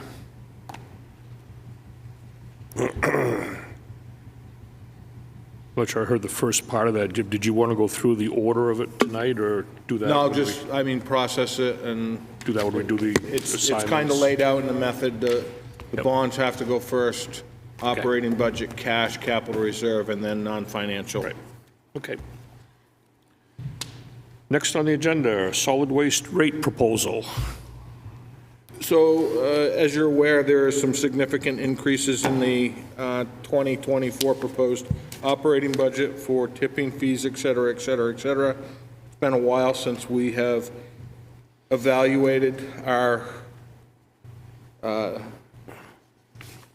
rates at solid waste. Steve Randall's gone through, has provided you some data, and is here to speak to you tonight about where we're at and what he's looking to do going forward. So I provided a packet. There's a lot of numbers in there. There's some assumptions based on rate, on usage for 24, based off of 23 numbers, which projections were actually under the curve this year. So, but to just give us some kind of solid numbers to look at for next year. Our numbers, as far as solid waste, are usually about a month behind where Casey's revenue numbers are. So there's a little bit of off in that. And then I just tried to put together the last, back to 2021, just so you could see where it was trending. In a nutshell, we're going the wrong way. Our biggest losers are the construction and demo dumpsters, by far. That number in itself, how I reached that, because we don't have a scale. Obviously, we charge by the yard for citizens to dump, and then we are paid by the ton. So what I did is I took the revenue that we came in based on what we put out, and just did the calcs, came out with a number, and then applied that all the way through. So you'll see we are losing exponentially a lot of money on that end. Our solid waste rates themselves, because that's a contracted service, there's not a lot we can do with that other than our stickers. So, and then our last one is our trucking costs. And trucking's not going to change this year, but I think in the future we need to look to solve that issue. But for the one at hand, I put some proposals in to raise the rates across the board on everything, and just kind of looking for your feedback. When was the last time our dump sticker price went up? It's been $5 since So from near as I could tell, and from talking with the staff and everything up there, so the foreman up there has been here for 17 years and the prices haven't changed. We put in the dump sticker, and it's the same $5 that we did, you know. It was expensive 17 years ago. Now it's cheap. We haven't looked at these in years. So they It's the cost, same with most towns, though, they're only Right. $5. you know, Just a matter of somebody having a sticker to get in, that's all. Yeah. you know, we pay 33 cents for a sticker, whether we're buying, you know, whatever it is, that's our cost, is 33 cents per sticker. So that definitely needs to go up. That would help with the mass solid waste part. If we go up on our Freon, our tires and all those things, that will help offset. Those are the things you get with your sticker. And then, again, it's the demo cans are the most damage. Those need to go up. Right now, if you bring a couch in and you pay $20 to get rid of the couch, we got to pay $80 to get rid of it. So it's just way upside down. Yes, Steve, so I took a good look at this too and stuff, because I really did a lot of the same type of stuff when I was in Ossipee there, and I like your approach you got here on, the C&D is where I strongly believe that the users for the C&D, which are mostly the contractors, should be, covering the cost for that. Absolutely. That shouldn't be borne on the taxpayer. 100%. So I like what you did down here on the last page here. You talk about raising the tipping fee or the per yard price to $60 from $35. And I did run some math through that. You're pretty much trying to cover the tipping fees there. So I did a little math on what the trucking for that yardage is there and stuff. It came out about 31% of our trucking, hauling out the dumpsters and stuff between the MSW and the C&D, goes toward the C&D portion of it. So in backing that through, I came up with about another $17 to $20 per yard to cover the cost for the trucking just for those containers also. So in my mind, I'm just going to run this for you to think about some more and stuff, maybe bring that 60 up to maybe pushing $80 per yard to help cover the costs of the trucking of that portion also. Then the entire C&D is taken care of by the users of that portion of the facility up there. And that was trying to do the hope, but this was my first run at my concern was the drastic number and what we have been for so long and what it needs to be to cover our costs is so lopsided. Do we do it in phases?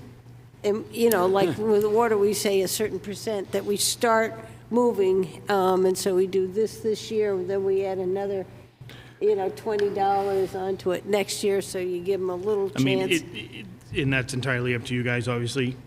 It's a loss, no matter how you do it, so it's just how much of a loss. And it always has been. I mean, that's part of the services the town pays, and so we look at some of those areas and we pick those The up. thing is, too, these contractors pass this cost on to their client, Yes. too, and stuff. So $60 on for instance, I went to dumpsters now, I don't use anything.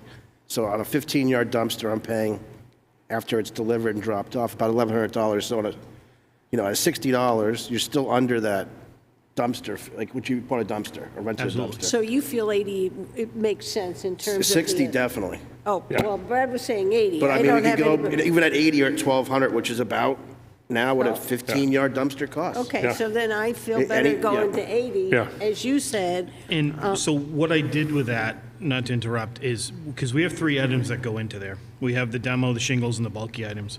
So the 60 is the average, the middle average of the 2 of those. Yep.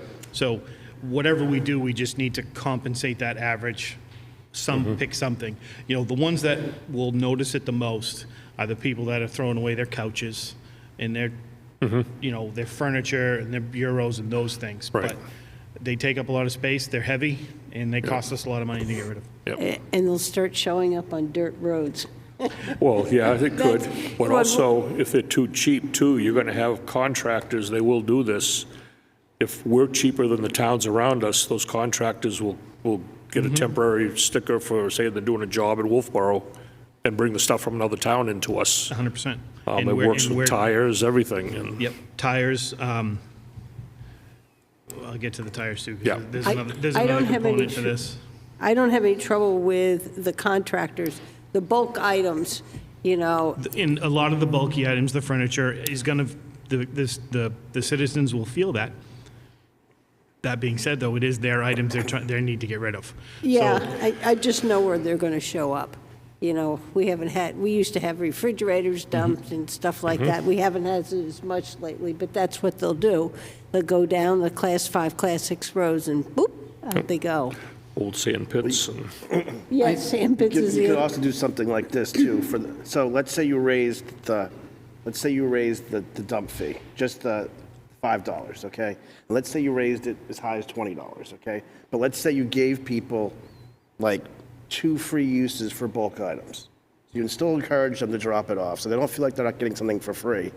Because, anyway, if we raise it from $5 to $10, people are going to complain. 5 to 20, they're going to really complain.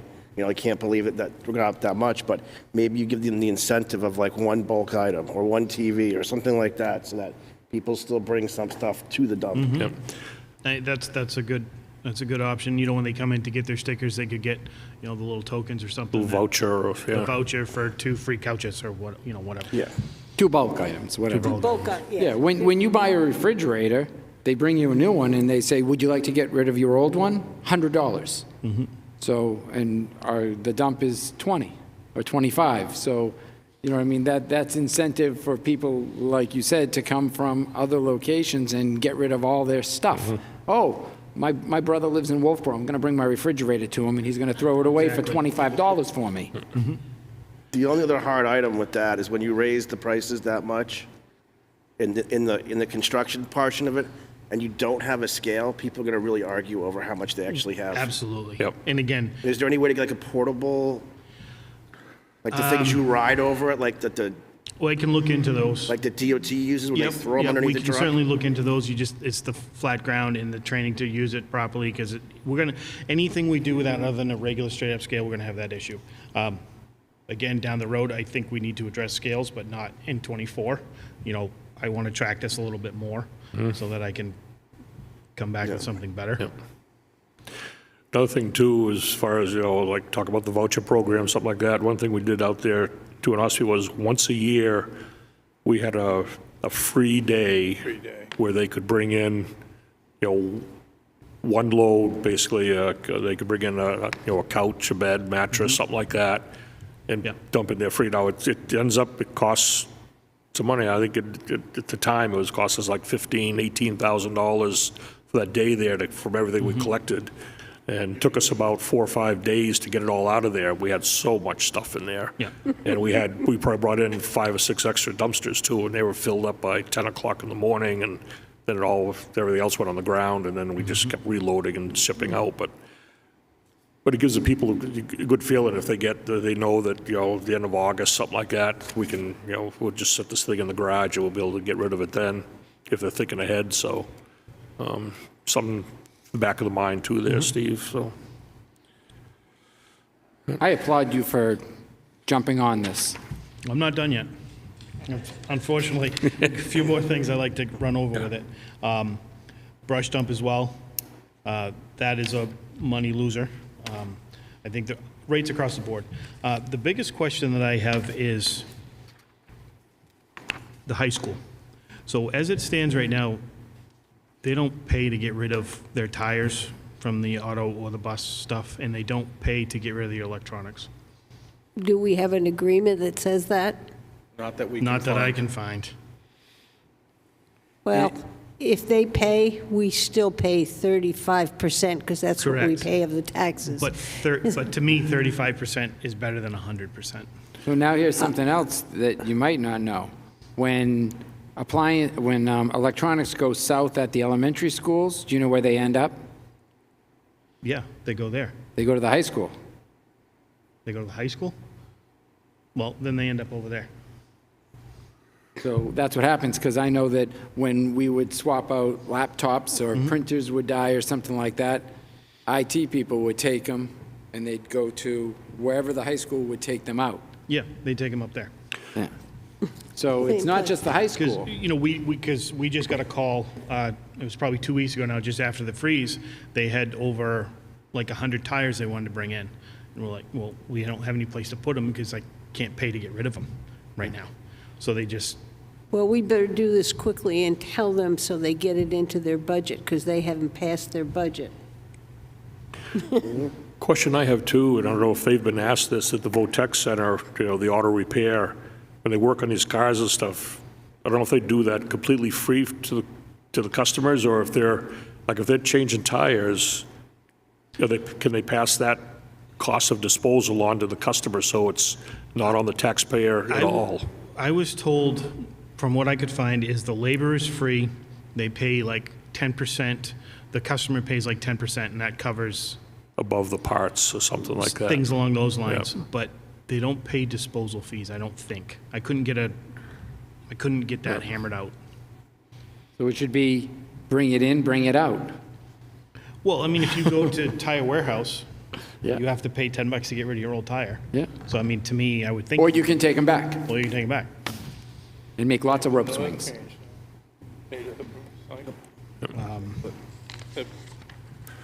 So that's, I mean, Steve's done a lot of work on this. Any more good Very news? nice. This is very good. This really gives us something solid. yeah. So I think we definitely need to raise the rates. Yep. Recommendations, whatever, however you guys want to handle that, how you want to do it. I think if we're going to charge the school district for the tires, we should make that motion tonight, and whatever we're going to do it and get it to the school district, because I don't think it's fair to them to have their 100%. budget. And Why do we even, have to make that decision? What? Can't he make that decision as far as the rates and stuff? We just would like a policy I decision think from the so. board. You want us voting. I think. So you want tires and electronics? I think anything that goes into that transfer station should be paid for, regardless of where it comes from. And then if it does come from the school, then we, as a town, reimburses them the 33 or 34%, then that's fine, but it's a regional school. No, they don't, we don't repay. It However, just, it comes the off. the town's portion of the school, our percentage of what the budget is 35%. Yeah, however that works, but Yes, sir. it's 33%, not 100. I'll make a motion that we charge the Governor Wentworth School District the going rate to dispose of any of their items at the dump. Second. Does that do it for you, Steve, to leave it at that general for any item that I think that's comes to the perfect. transfer Because then station? we can deal with the school. Yep. Whatever rates are, you'll charge them Yep, that. right. What was the motion, Linda? I'm sorry, I missed it. I said that we will charge the Governor Wentworth School District the going rate for disposing of any of their items. Perfect. Motion and a second. Second. Floor. Any other discussion? All in favor? Aye. Opposed? And that's under the understanding that tomorrow we'll let them know. So they can make adjustments. There will be exceptions, like I don't think we charged them to get rid of the whole Carpenter School playground. But this hadn't gone through yet. No, I know, I understand. I said there will be exceptions probably, because if something But happens. they came and asked for Right. that. The- as well. Correct. Yep, for certain projects. This would be for normal, everyday. Correct. But they would have to come and ask, and we would take each item when it comes up. Yeah, that's what I said. There can be exceptions, of course, Absolutely. for something like that. Now, what about for the rest of the rates, as far as going up? Is it something you want to think about? Are you? No. Are we good to go? I would really like to, on that one, hold it in a public hearing on January the 3rd. Okay? I think that'd be a good idea, yeah. Hold the public Yeah. hearing? Perfect. Could you figure out a percentage that happens automatically every year that we approve to bump up the rates to get them where they need to get, or would that take too long? It's not so much to take too long, it fluctuates so much. So I can base it based off of what our, for what our contracted rates are. That's how I did most of this. I just took our contracted rates. And those rates change? And the rates changed, so, but it, it's not that bad. I just, we have a very good accounting system up there. Casey's very good with what her stuff does, so all we have to do is put that together, and Okay. Well, we as a board, after we get this all, can decide to review it yearly. Yep. It's no, I think that would make a lot of sense to just come back and update it. Maybe it's no change. yep, whatever. But I think we have the issue which you're talking about, if, from what we have here, are we in agreement that we want to move the demo up to 80? I think that's a suggestion for Steve to take a look at, and he might come up with a different number. You might say it's 75, you might say it's 85, but I think I'd give him the authorization to move it up to where it needs to be to cover trucking and the tipping fees. That's perfect. I was trying to be, as a first swing, to be somewhat conservative, because if I brought it back to what it, across the board, it would be Yeah. a lot. Scary. It'd be scary. But, going along with, I'm starting to believe the MSW, the regular trash goes in there, you're not going to put a rate on trying to cover that cost with No. these other ones. With the That's stickers, tax you board. can't, but like I said, if we up, things like, that we do make money on, whether it be Freon and, in tires and things like the electronics, if we go up on those a little bit, that helps soften Gives a little bit, yeah. on the solid waste part. Yep. And then if we get the demo to cover the demo, then at least we're not so bad. Because of the way the rates are gonna happen in '24, they're gonna go right through the roof even more. And do we usually, like with, I don't know who we have up there now, Casella hauling for us?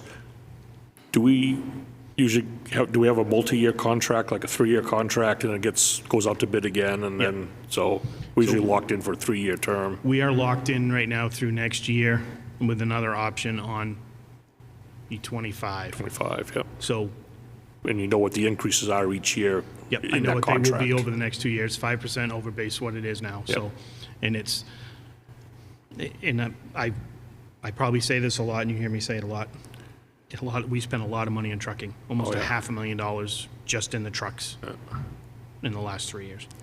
So we'll need to have if you were going to talk about eventually buying a truck and hauling it ourselves, we're going to need the cost of the truck plus the analysis of cost of Correct. labor and the whole thing, and then we can take a good look at and compare. And that's what I want to do over the course of the next Yep, few months okay. when it gives, so I have a year's worth of data that I know of. Okay. Everything else I've pulled from before, so that will give me 2 good years that I have seen.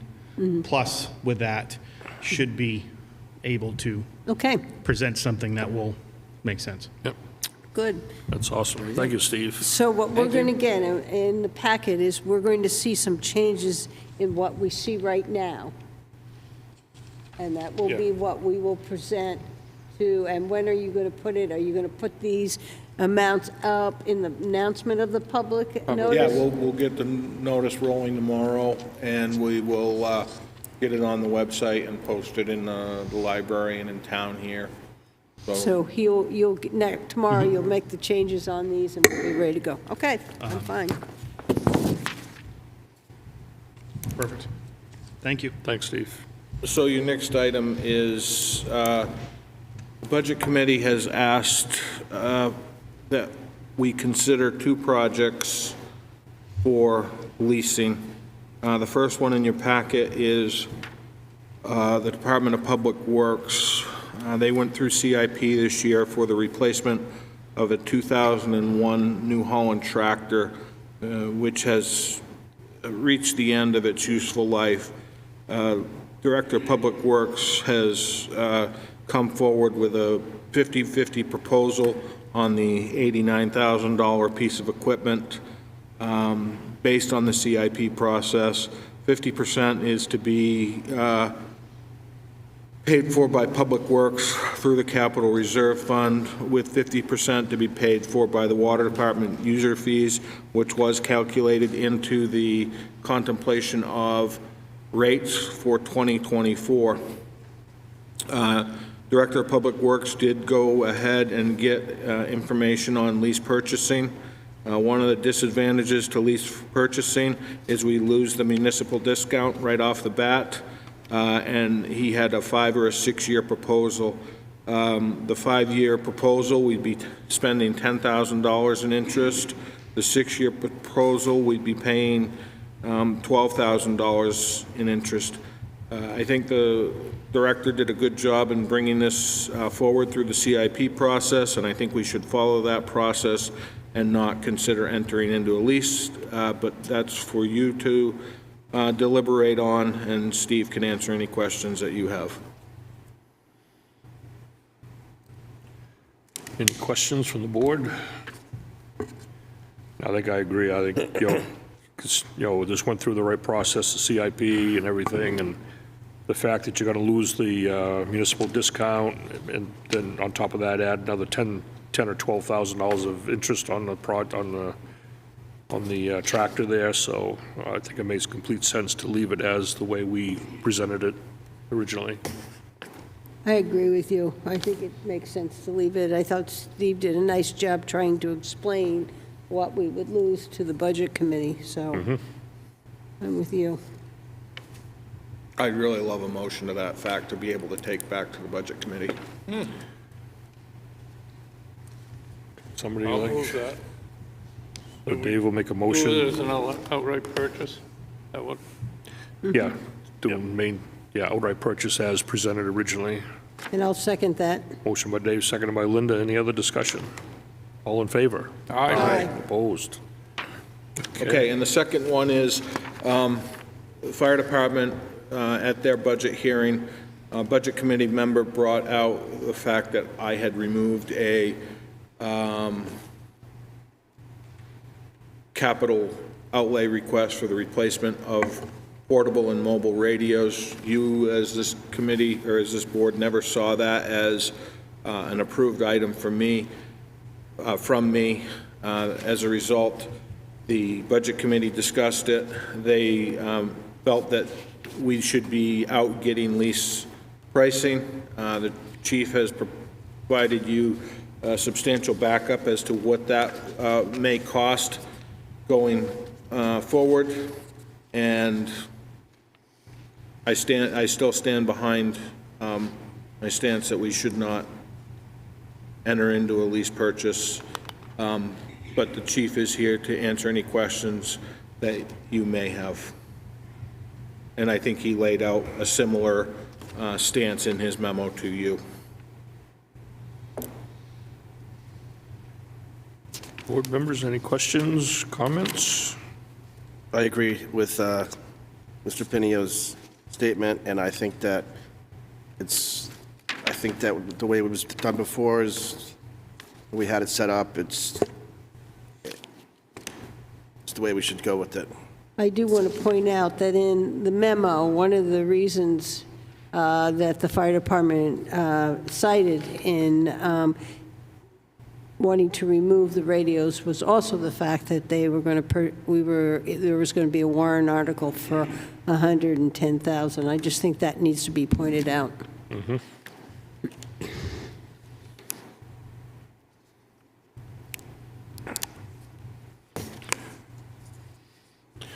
Would you like a motion on this one, Jim, would. to whether to move forward or let it? I think he has a motion right here on the paper, and I'll move that the Wolfeboro Board of Selectmen is not supportive of the replacement of the fire rescue radios as part of the 2024 budget or warrant article.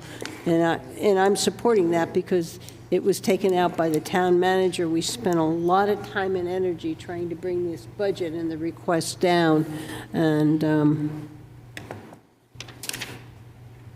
that was my motion, my reason. We have a motion by Linda, seconded by Dave. Any other discussion? All in favor? Aye. Opposed? Okay. Okay, your next item is, there's a proposed project off of Willow Street, which the town of Wolfeboro abuts as the property as owners of the Bridge Falls Path. I was asked to put together a series of documents. I think I got all of those documents in a packet here for you to discuss as abutters and any actions that you may want to take going forward.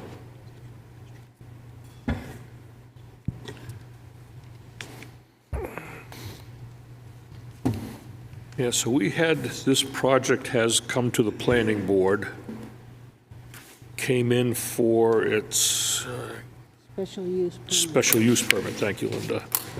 And it's coming in, I think it's in January for its site review, our application for that. At the planning board level, they ended up continuing the hearing to coincide with when they come in for the site review plan, feeling that they should probably be heard together and not separately so much because they do go hand in hand there. So it has been heard there. There has been no decision yet made, obviously, at the planning board level or any approvals granted or anything. So that kind of gets you where we're at on that side of it anyway.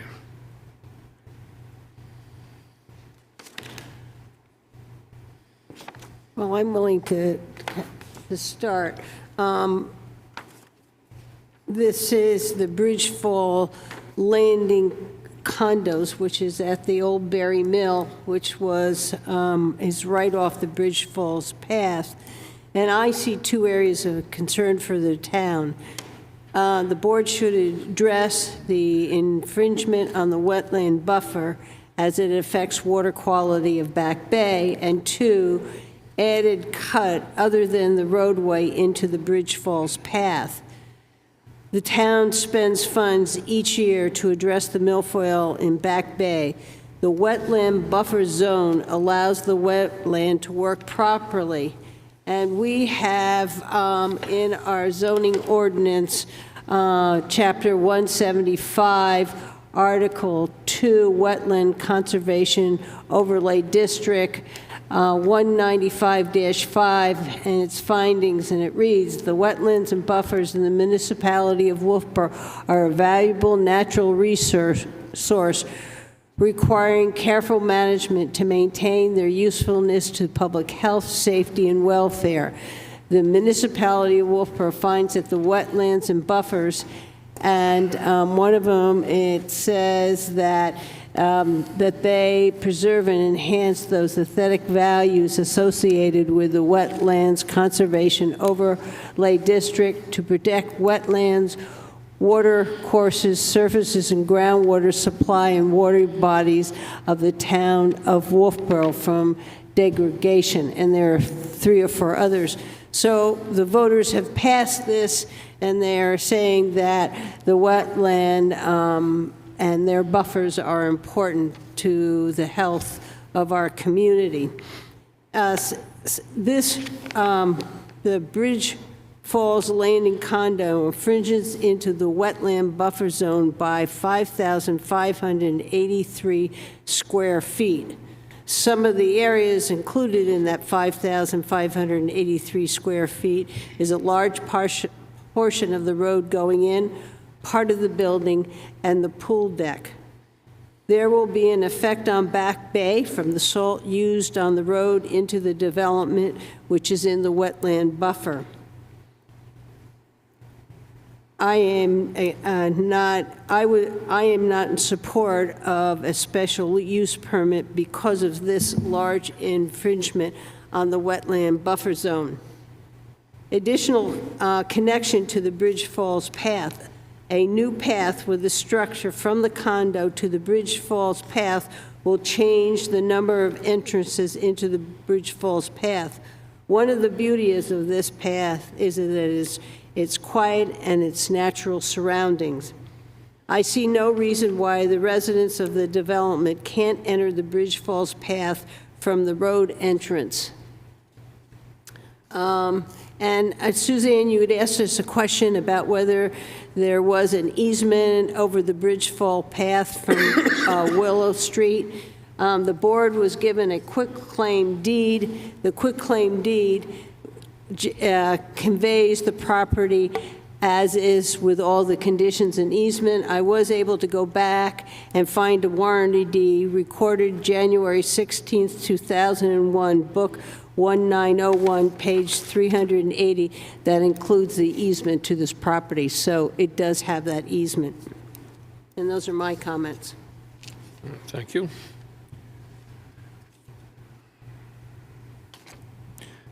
Anyone else have any comments?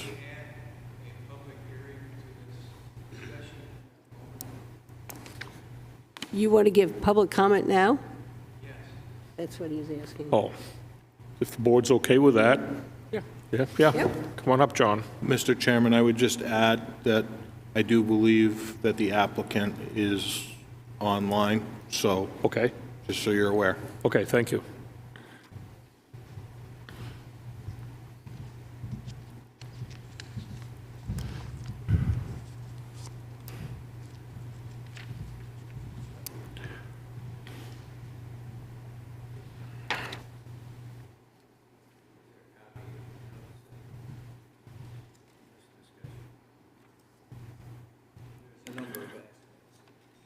Thank you, John.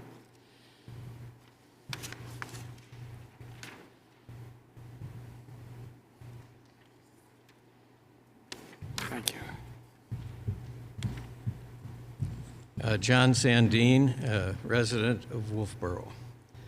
I want to point out three things.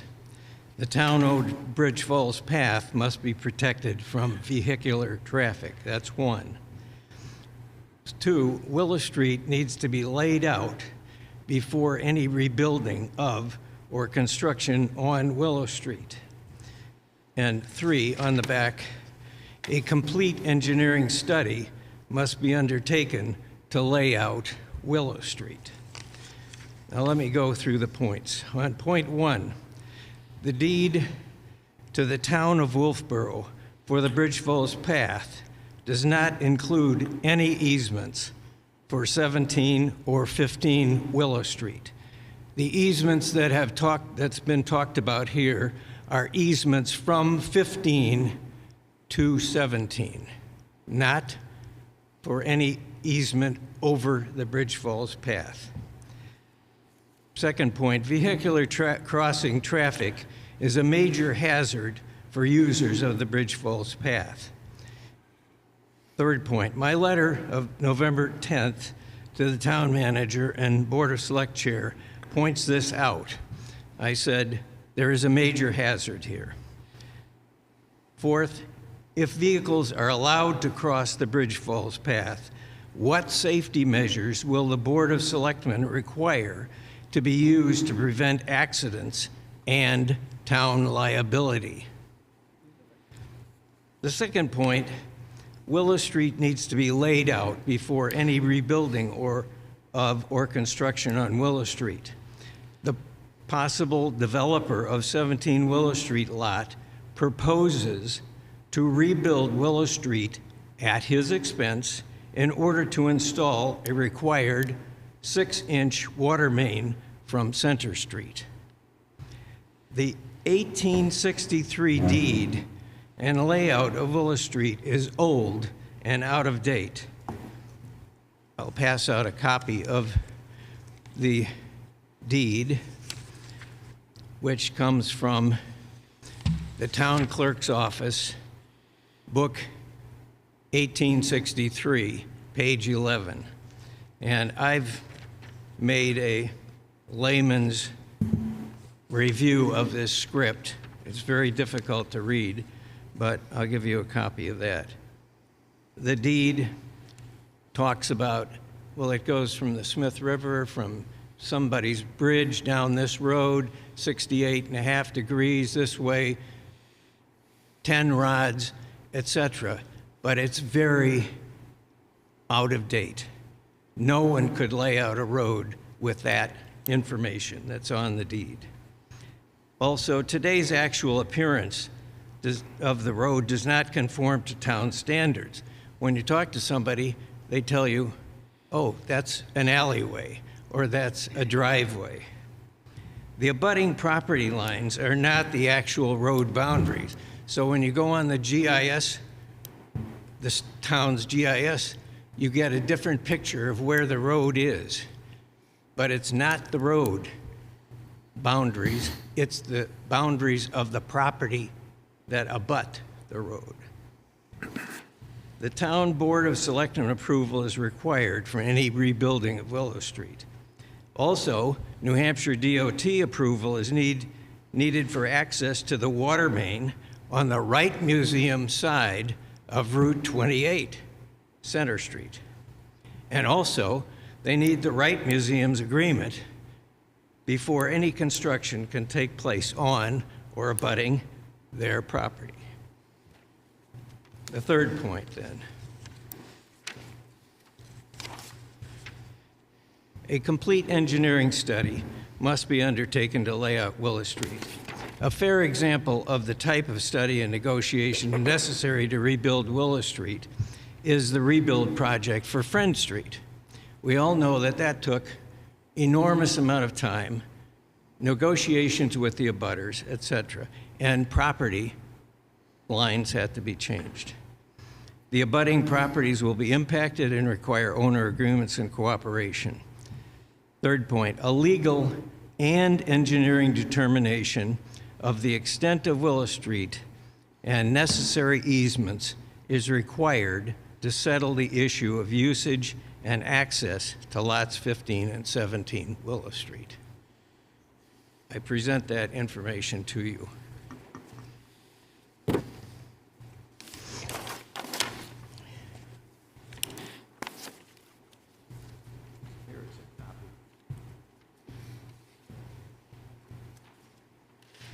Only one potential reading of the words. Some of the words in here I have put in parentheses because I can't understand,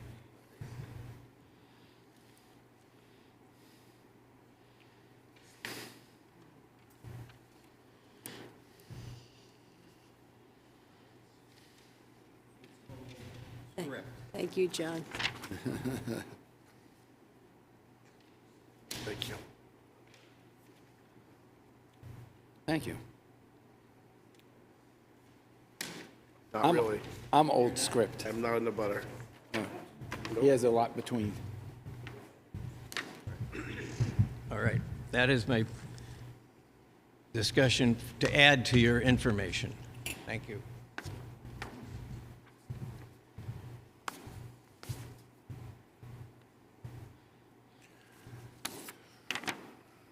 Board members, any other comments or anything on this? Nope. In fairness, would the applicant, would he want to make any comment at this time? I would like to send a letter to the planning board stating that 5,583 square feet is too large an infringement in the wetland buffer zone. That's a huge amount of space. And I'm also that we are not in favor of the walking bridge path that makes a second cut into the Bridge Falls path.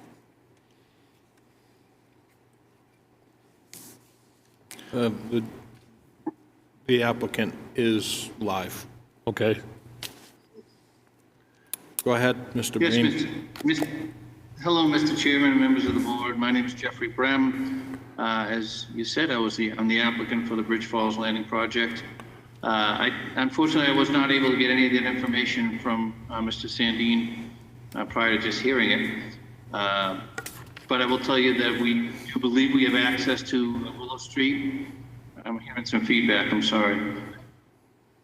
And we did talk to the DPW about rebuilding the roadway after I put the water and the sewer lines in. So that is true. I'm informed that there is already a water line across Central Street that was put in about 20-something years ago. I still need to do research on that, but those are problems that I'll solve. The bigger issue, I think, that was just mentioned by one of the board members, Linda, is the impact of the special use permit. I've endeavored really hard to keep all the work out. This is a peninsula, as you know. This is on the other side of the Smith River. It's not on the side where the actual mill was.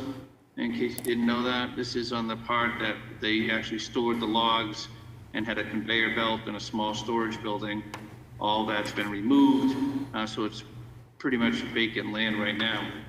I am trying to do everything I can. It's a peninsula, like I said, so the property is almost entirely surrounded by the buffer zone. And although it's 5,500 square feet, it's 2 acres of land total, and it's really a fraction of that. I've moved some of the questions that the Conservation Commission had on some of the things. I've made some changes and revisions, such as moving the dumpster out of the buffer and so forth. So I'm trying to work with the town as far as that goes. The connects to the thing is an oddity in your zoning. The maximum setback is 20 feet, the minimum is 10 feet. So I have to have some kind of a structure that gets in between 10 and 20 feet. And that's the idea of that walkway and bike storage area near the Bridge Falls Landing, the Bridge Falls path. And then I was just gonna connect that with a little gravel roadway. So it's not really intended to be a big impingement on the path itself. I've also done yeoman's work, I think, in trying to protect the view from the path. One of the members of the planning board asked that in detail, and if you look at the plans, you'll see there's a significant wetland between the path and the building, and other than the bridge across for the walkway to meet the setback, there'll be no impingement of that. So there's a pretty large area, 35 to 65 feet of woods and brush that I'm not going to be touching, all along the path. So the intent is not to have as little change to the view as possible. So I think I've worked hard. I will also leave you with the fact that there's, just by zoning, there's 13 units allowed on the property, 13.2. I'm not trying to maximize it at all. I'm trying to fit in with the rules as much as I can. And I've only gone with a 6-unit, one building with parking underneath, trying to limit the impact to the area. And lastly, as far as the storm drainage and impact to the lake itself or Back Bay itself, we've got a whole protocol. Conservation has commented on it. We've made some recommended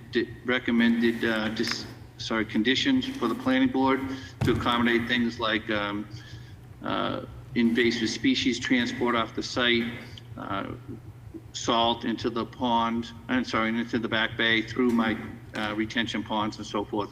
So those things are accounted for to protect it, as well as obviously rimming the entire site with corrosion control blankets and making sure during construction we don't have any erosion into the Back Bay.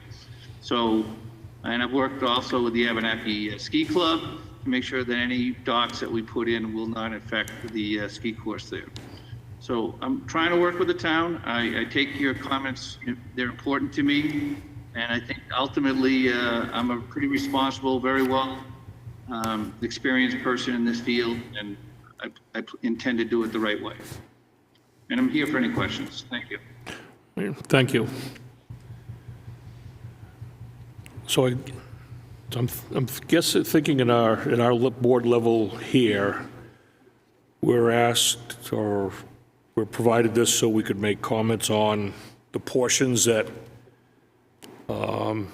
do we feel that the Board of Selectmen has the right to comment on, being, the Willow Street, access through here, the right-of-way, easements over the Bridge Falls path,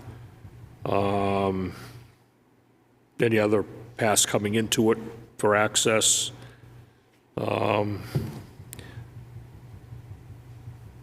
I'm not sure if the Board of Select, because the Planning Board is an elected board there, I'm not sure if we, as a board, should be commenting on the wetlands portions of this. It obviously depends what the board votes on, decides to do.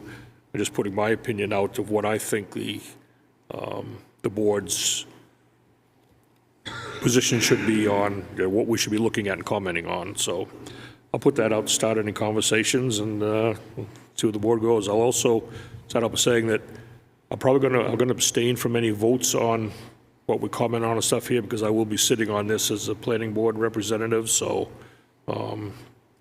just to put that out there to start with. Luke? I'll also be abstaining on a vote for this, because it may come over the zoning board at some point, and I would like to be able to sit on that if it does, so. Okay. Linda? Yeah, I guess that's my feeling, is if he wants this walkway, that should go back to, he may need to get a variance from the zoning board of adjustment for that. I do think we have a right to make a comment about the amount that they're infringing on the buffer zone, because that's Back Bay. That's our water that we are spending money to get rid of milfoil every year. And what the stuff gets in there. And I know he says, well, he's doing some treatment, but even with the treatment, when you go into that buffer zone, the buffer zone is what protects the wetland, and the wetland isn't going to be protected as well because you're into the buffer zone. So I'm looking at it in terms of our water and Back Bay, and the fact that we spend as a town money on that.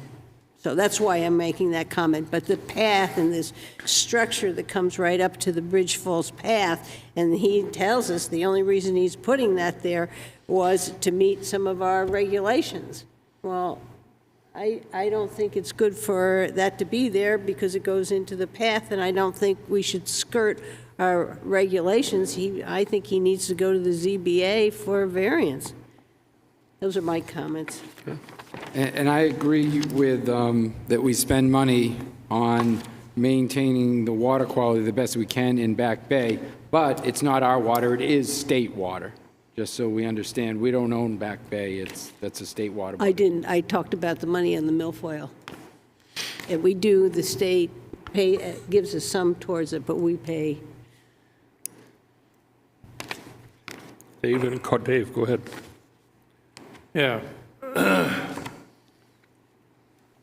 I don't think that the planning board has approved or signed off on this project at this point. Correct. And I think that there have been questions by the Conservation Commission and the planning board in reference to different areas of concern. And I don't think that we should personally comment on much of this until they're done and the developer has either agreed to change some of it or shown that through his engineers that what he wants to do is okay. So till the planning board signs off on it, I'm not in a position myself to make many comments. No, we should leave it in the capable hands of our planning board and our planner. That's what they're for. Yeah. If they have some issues or we have to get involved in the layout of Willow Street, that's down the road a ways. That isn't tonight, at least in my feeling. But once the planning board approves it, it's a done deal. We don't have any comment after that, but that is the town, that is the residents of this town's property, the Bridge Falls path. And that walkway coming into our path, we have every right to make a comment about. And that is what bothers me. And that we do. That is our job of protecting the town's assets. And that is a very important asset of this town, the number of people who walk down that path. And that's why we were noticed, because we're in a butter. And butters have a right to make a comment, so. So question, maybe someone knows, how wide is the Bridge Falls path? And based on the stone dust area, is there an easement on either side of it?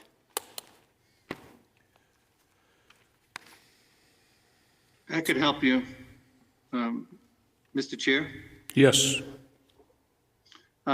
It's just like any other roadway, the right-of-way or the width of the path is, I think, is around 50 feet. Don't hold me exactly to that, but it's wide. The improved portion that is gravelled is probably 15 or 18 feet inside of that 50-foot. And so there is a large amount of land between the actual pathway and the property line. Like any other roadway almost. And I will say, I have no problem coming back before the board and discussing the improvements to Willow Street and the connection to the Bridge Falls path. And I agree with you. I do believe that if I were to improve the path from my property line to the actual gravel area, that requires Board of Selectmen approval. So you have another shot at this. And I could show you in detail what I plan to do at that point. And if you said no, then I don't connect the path.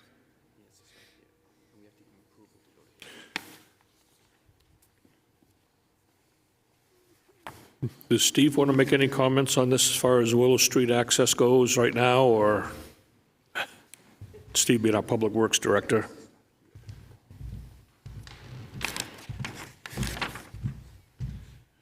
So I have met with him, the applicant, during the TRC meeting. We're looking to set something up after the first of the year. He has some questions. He'd like to go over a few things. He is correct. There is a stub already across from the Wright Museum into Willow. The question will be, after all the permitting, assuming everything goes through, whether it'll be big enough or not, size-wise, for fire suppression. we don't have an answer for that. And if, you know, in our initial meeting, he proposed he was going to build the road to town specs, water. He has a force main design with its own pump station. That's about the extent of what I have at this point. The town spec, as far as depths of gravel, stuff like that, but Yes. not necessarily the width, or would it be the 20? It should be width, it's like any Yep, other road. okay. Yeah. So that will come down to, when the gentleman was talking about layout, that's, Right. in my mind, that's down the line for the applicant to do, Yep, to do his due diligence on that end. okay. So, board, what would you, I would like to send a letter to tell the planning board that we are concerned about that path coming into the path. It's coming up against our, they don't want to make the comment about the wetlands, that's fine, the buffer zone, but that is coming onto our path, and that I think we have a right to make a comment on, and I think that there's no reason for that other than it allows him to get it so he's within, I think he said 20 feet. And my feeling is that that affects our path. And that's my reason for wanting to say that we don't like it. We're not saying they can't do it or anything else, it's just making a comment that that's what concerns us. But I may not have any support for that. well, just keep in mind too, Luke and I have both said we're abstaining on that's this, right. so, Yeah, I know. I'm saying, So right. you guys can make a motion and second, and you'll have the three votes there to determine what you want to. Okay, I don't know if Brian can stop talking. I make a motion that we send a letter to the planning board telling them that we are not in support of the walking bridge pathway that cuts into the Bridge Falls path. And why do we have to do that? Question. Well, we've got to have a second before you have discussion. Okay? That's it? If you want to second it, then you can talk about it, Brian, but No, do it. is there any other motion that would want to come forth?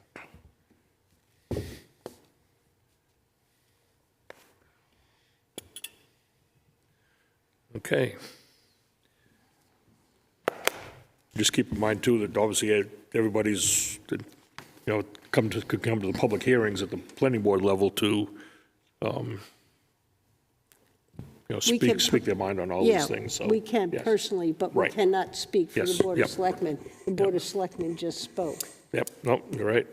So again, my question. Okay. My question is this: if his property ends, Brian, it's done. no, it's not. I'm talking. If his property ends here, and we have, this is the property that the town has that we own, and then we have the path in the middle. The planning board can't grant him permission to put that trail on town property. That's why I made the motion, but that's Correct, okay. I understand, so I don't They think. can do it if they say fine. If we don't say anything to bother us, they could say yes. I think we would have to give permission for them to use town property. Well, if you want to go at it that way, let's send a letter to them saying that they cannot put any part of the bridge, their walkway on town property. Just like you can't put bike trails on town Well, property then- without permission, right? It's town property, so it's something that he would have to come to the Board of Selectmen and ask for permission to do that. But that, if he does, then he's using that access there in order to get his 20 feet. He has to have that permission. And we don't have anything, and that's why I was really was why I was making the motion to the planning board, saying that that's what we had an issue with. And if you want to word it so is because he can't put it on our town property, word it that way.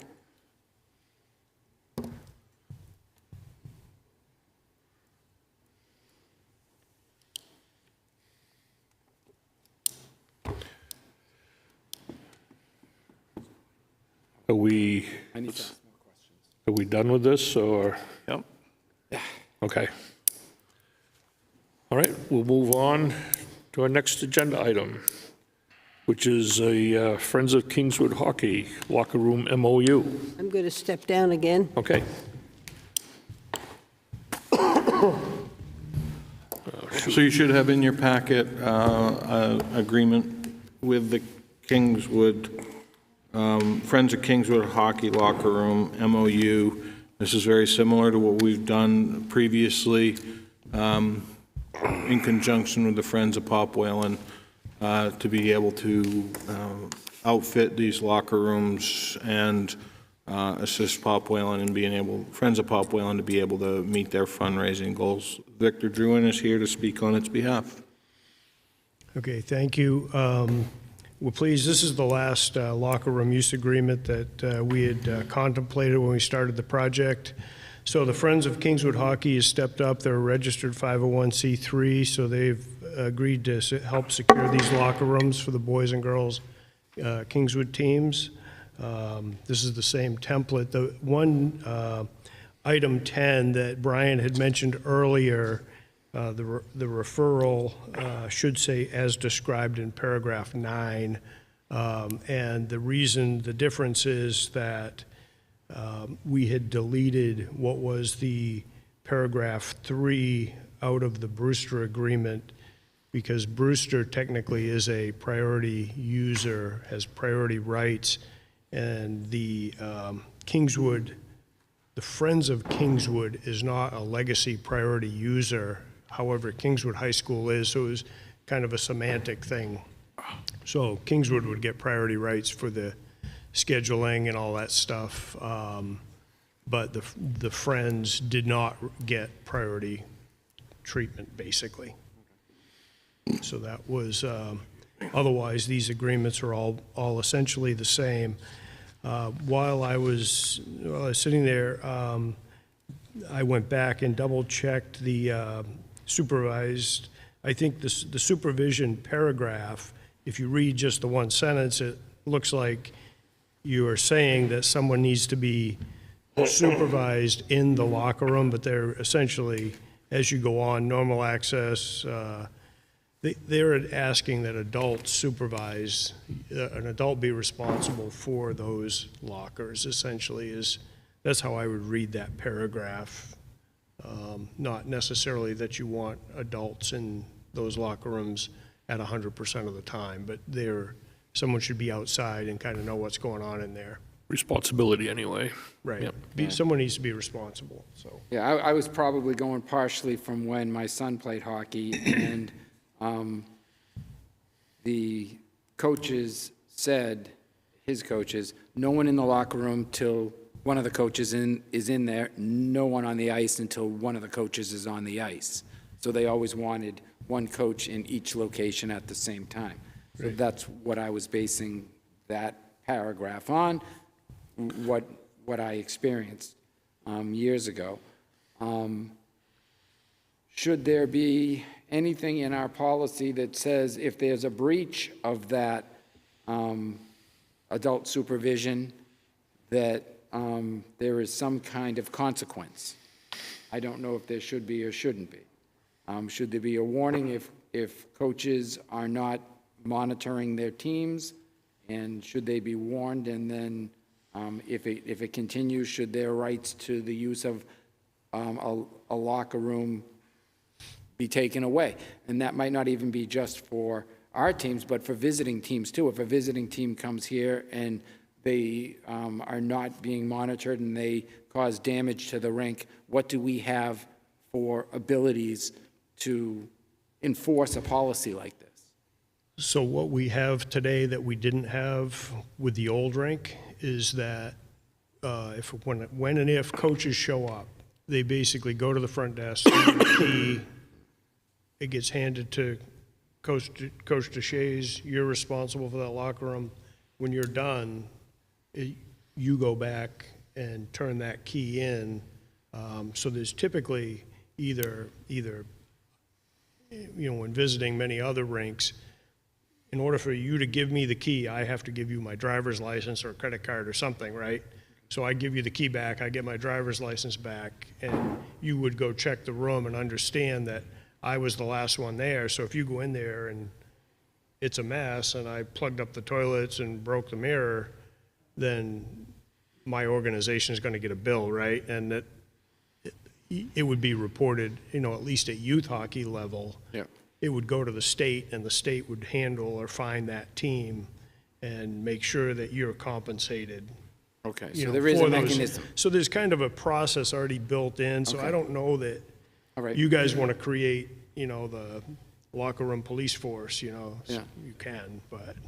It's just, No? it's just a beautiful facility, and we want to protect it the best we can, of course. Right, but, so far, that practice, well, we're just about a year into operating it now full-time, and it's still in good shape. Everything's in good shape, and the flow seems to be working, and the key system and things. So, I think we have built-in mechanisms that we had thought it through enough when we were doing it, that, it's flowed pretty well so far. And then again, my only other issue is what happens if an organization becomes defunct and we have a 40-year lease agreement with them? What is our remedy to break that lease agreement? Is it automatic that they don't exist anymore, we just break the lease agreement, or do we need that in verbiage? So I think it's in number 8, right? Each year, and this really is the priority users all meet, we go over our schedules, we get our ice time, everything gets kind of allocated out at that point. And to me, if Back Bay doesn't show up next year, well, Back Bay does lose, if Back Bay becomes defunct, then I guess it would be a done, I've already paid the money. Yep. So what, I don't know that you would necessarily care. And I don't think I'd be looking to hold anything up, and I can't say that any of the others would either, right? The money's paid. The money was, and getting back to the previous warrant article, that money, for the 40-year term was, they were buying and leasing, so we basically calculated it back to the square footage. Each of those modules was, 1,000 square feet, and we knew that the cost was about $250 a square foot. So that was where the $250,000 came from. So if we don't ratify those and get them long-term, we're essentially not paying for the construction, which is that's not at all how we had contemplated doing this. So that was kind of an important article, and I think we tabled it, but, hopefully that'll come back next time around, but. So Jim, should we get a, I've got that noted from the previous conversation. I'll ask the question. So is this one good? Anything else? Board's discretion. So I'm reading through this, and this is strictly talking about the 5-year lease agreement here on this one here. Yes, sir. The warrant article would be dealing with a 40-year that we're going to look at our next meeting there, okay? I've just never seen a lease agreement or a license agreement that doesn't have clauses in case there's a breach by one side or the other side. And that's all I would like to see in this, is some kind, and you know what, I missed it, my fault. I missed it on the other agreements that we did, that we should have some kind of, if there's a breach, there's remedies. I think going back and forth with the town, we originally had this, if you recall, 2 years ago, we had a draft MOU, which was a little more comprehensive. It was probably 2.5 pages and probably had a lot of that other stuff in it. And then the town attorney came back and said, well, this should maybe be a lease agreement. And then that got rethought and it became a use agreement. So it's not really a lease. We're not really leasing the premise. You're allowing us to use it, essentially. And I think that's where the difference becomes. So if we fail to be there, we don't get to use it. I think, so some of those clauses, the failure to pay or whatever, those clauses went away because this is not like the old agreements, which were the memorandums of understanding, or like a real lease, like I'm leasing this from you for so much a year. So I think that's again, this came back, through your legal, and it took a little bit to get there, but I think that's how we got there. I think maybe part of it that triggered me is we just did a lease agreement for $0 to the Historic Society, so it's just Well, something that, That's not going to bode well. just my for that. thought, whatever the board wants to do, just my thought. I think, Brian, to your comment there, if you look at number 8, Victor kind of alluded to it too here, kind of says toward the end of it there, the licensor and licensee shall meet to address any needed operational adjustments or modifications regarding the subject of the agreement. Now, modifying an agreement could be anything, could be, extending it, year or two, what type of use it's getting, or stopping the agreement altogether. That's a modification. So, in my opinion, there is a little bit of language there There's a that little bit, allows but that to There's a little bit, happen. but if there's no remedies for either side in case there is Not specific anyway. some kind of breach. And it wouldn't have to be a huge 17 paragraphs or anything. It might be just adding 1 or 2 sentences to number 8. It would be up to what council says. But I'm personally, I'm okay with it the way it is here. I don't know what the other board members feel. If somebody would want to make a motion, or? Number Dave. 9, too, Brian, takes into account, Yep. it's only a 5-year agreement. Yeah, but with the warrant article, it goes into a 40-year agreement. Yeah, but this isn't- part of it The voters do the warrant is article. only 5 years. Yep. So you have some leeway there. I'll make a motion to approve the MOU agreement, Between Friends of Kingswood Hockey. Friends of Kingswood Hockey, Yep. locker room. I'll second that. Motion and a second to accept this agreement. Any other discussion? All in favor? Aye. Aye. Opposed? Abstentions, and 1 abstention, right? I'm not even, Oh, 1 recusal. I'm excused. A recusal on that one, okay. Nowhere's near you guys on this one. Thank you all. We are doing a Bruins alumni game Saturday, January 6th, 4 o'clock. Would love to have you all there. Be a fun time. So they've been sending out, some of the newer retirees have been showing up. So I'll know soon who's coming, but it's going to be a fun time, so. And anybody who wants to skate can come skate. Great. Thank you. Thanks. Okay, next on the agenda, temporary event permit. So I believe you have a temporary event permit in your packet, the new application and policy going forward. I know Amy received some input on the matter, to which I think she's addressed. Any comments, concerns going forward? I met with Amy and have my issues addressed in this.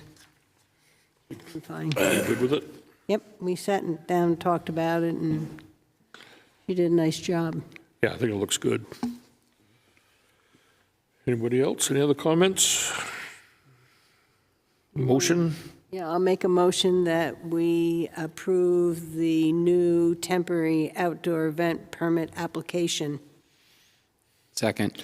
Motion by Linda, seconded by Brian. Any other discussion? Yeah. Dave? I think, I don't know if you want to do it or not, Linda, but as part of your motion, it's dated at the bottom of this, 12/14/23. Sure, I'd love to add that. I mean, just, Yeah, no, I agree with you. And- otherwise, there's no date attached to it other than this meeting date. Yeah, I like that. The other thing I would like is when we do something like this, to have it attached to the minutes. We're looking for a document, and we approved a document, and we approved the one that was underlined in yellow. And there's no document, and so Underlined in who yellow. knows what was underlined in yellow. So Yeah. I would like us to start getting these things attached to the minutes. So Brian, you're good with adding the identified by the date on the bottom, Yes. 12/14 with your second? Okay, thank you. Okay, any other discussion? All in favor? Aye. Opposed? Okay. Trash ordinance. So, last meeting, there was some discussion about the trash ordinance. I believe that you have in your packet the updated language. If you're good with it, we will notice a public hearing. If not, we will hold off. It didn't make the packet. Didn't make the packet. Really? I did Got make it mine. I got it. I didn't. I didn't get it. Okay, so sounds like we should hold off. Okay. Would like to hold a special meeting at 5 o'clock on the 28th at the library, I believe is where we have it scheduled, for the 2024 encumbrance list, and for you to be able to vote on the 2024 estimated revenues and default budget. Does that work for the board? That will be in alignment with being able to take it to the budget committee that evening at 6 p.m. That's good for me, I know. 28th. I'm fine. 28th at the be- library, 5 o'clock. 5 at the library? Yep. The library. It's a Thursday, right? Yeah. Aha, trash ordinance. Mine was mixed in with the middle of the Willow Street. We'll still push it till the 3rd. You haven't had time to review it. Yep. Yeah.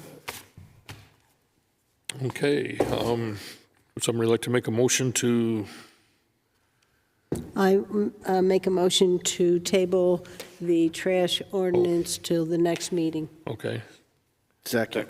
okay, motion and second to table the trash orders for our next meeting in January. All in favor? Aye. Opposed? How about a motion for, or do you need a motion to, Oh, the 28th? Okay. That's a scheduling issue, I think we're good. And then I believe you also have town report time is coming up.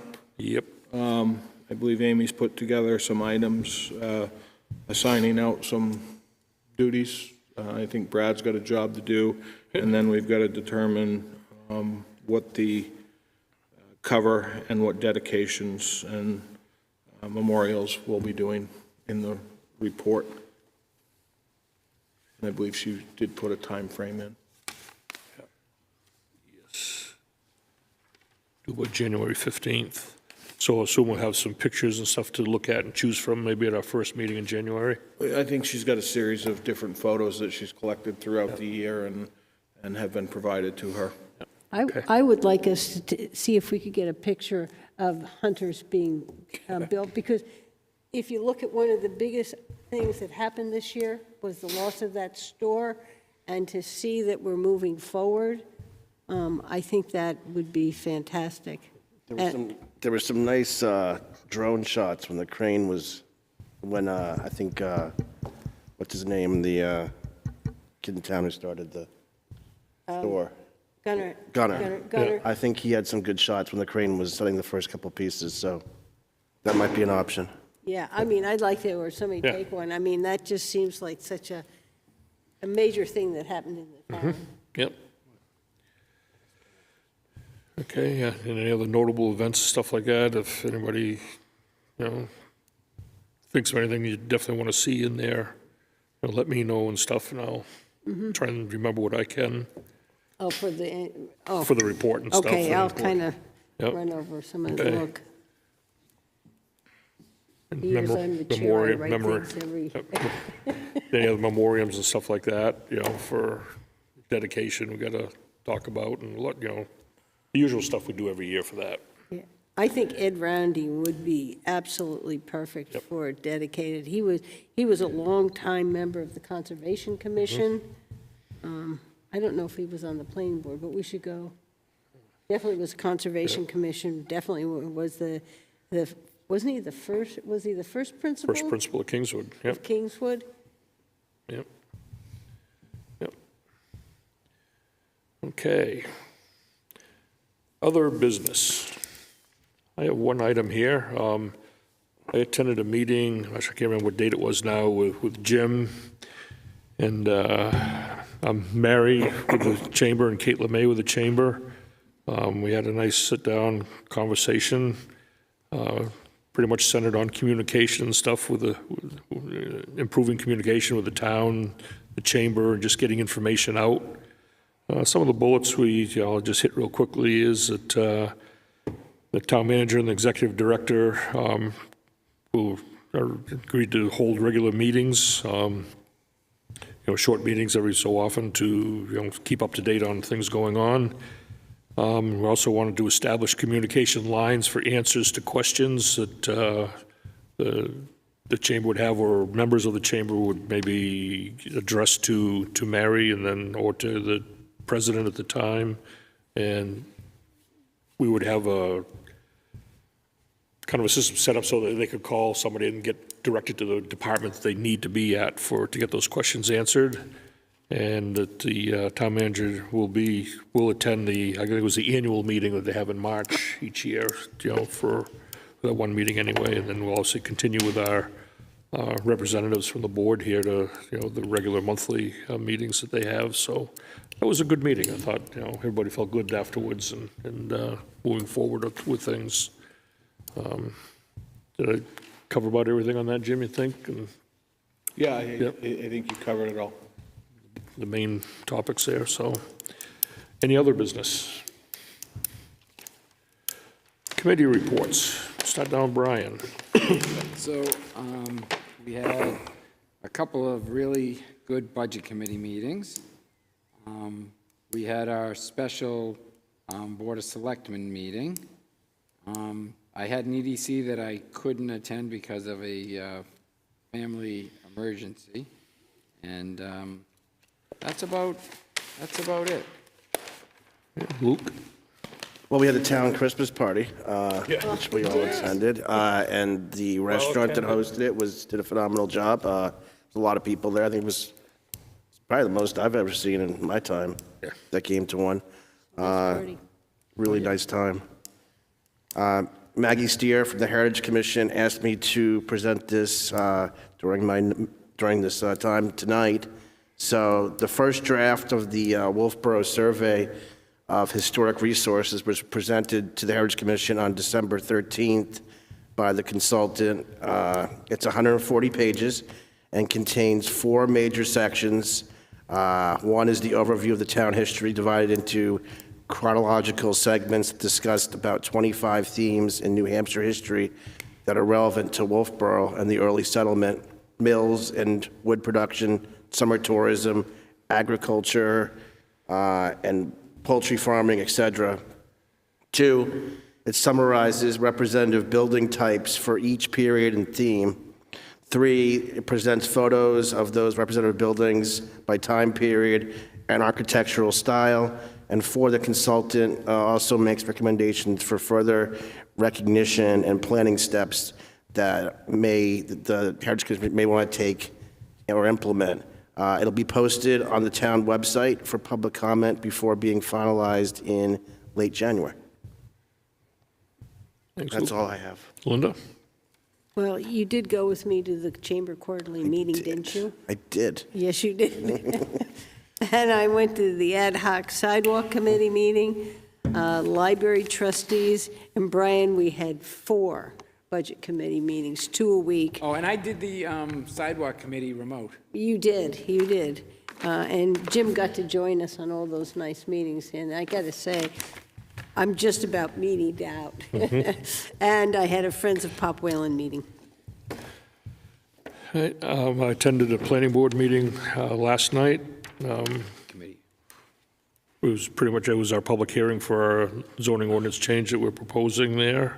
Wolfboro Community TV meeting this morning. I did attend Monday night, the Budget Committee meeting, and obviously the Christmas party with everybody else that's here tonight. So that was a very well-attended and very nice event. So that's it for me. I had a Conservation Commission meeting, that's all I have. Town managers report. A couple of items to report out on. Power has been restored to all people in the town of Wolfeboro. Wolfeboro Municipal Electric did an outstanding job in getting power restored. They actually had 2 mutual aid crews here, one from Burlington, Vermont, and one from Sterling, Mass. It's my understanding that they left as of today to go back to their home depots. thank you for all of the other departments who supported them by taking complaints of power outages, trees across the roadway, wires across, lines burning. Departments, you know who you are. Thank you very much. The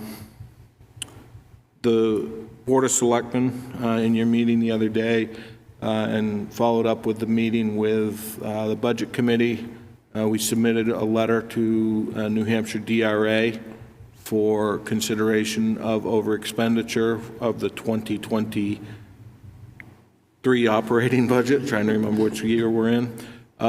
They have that document waiting to hear back. We'll be submitting the minutes to them electronically. They're aware those are coming. Just a point of clarification, we are still under a budget freeze, and just like people to know out there, there's been a conversation about the Christmas party. The Christmas party is funded by donations, not through taxation, to be clear.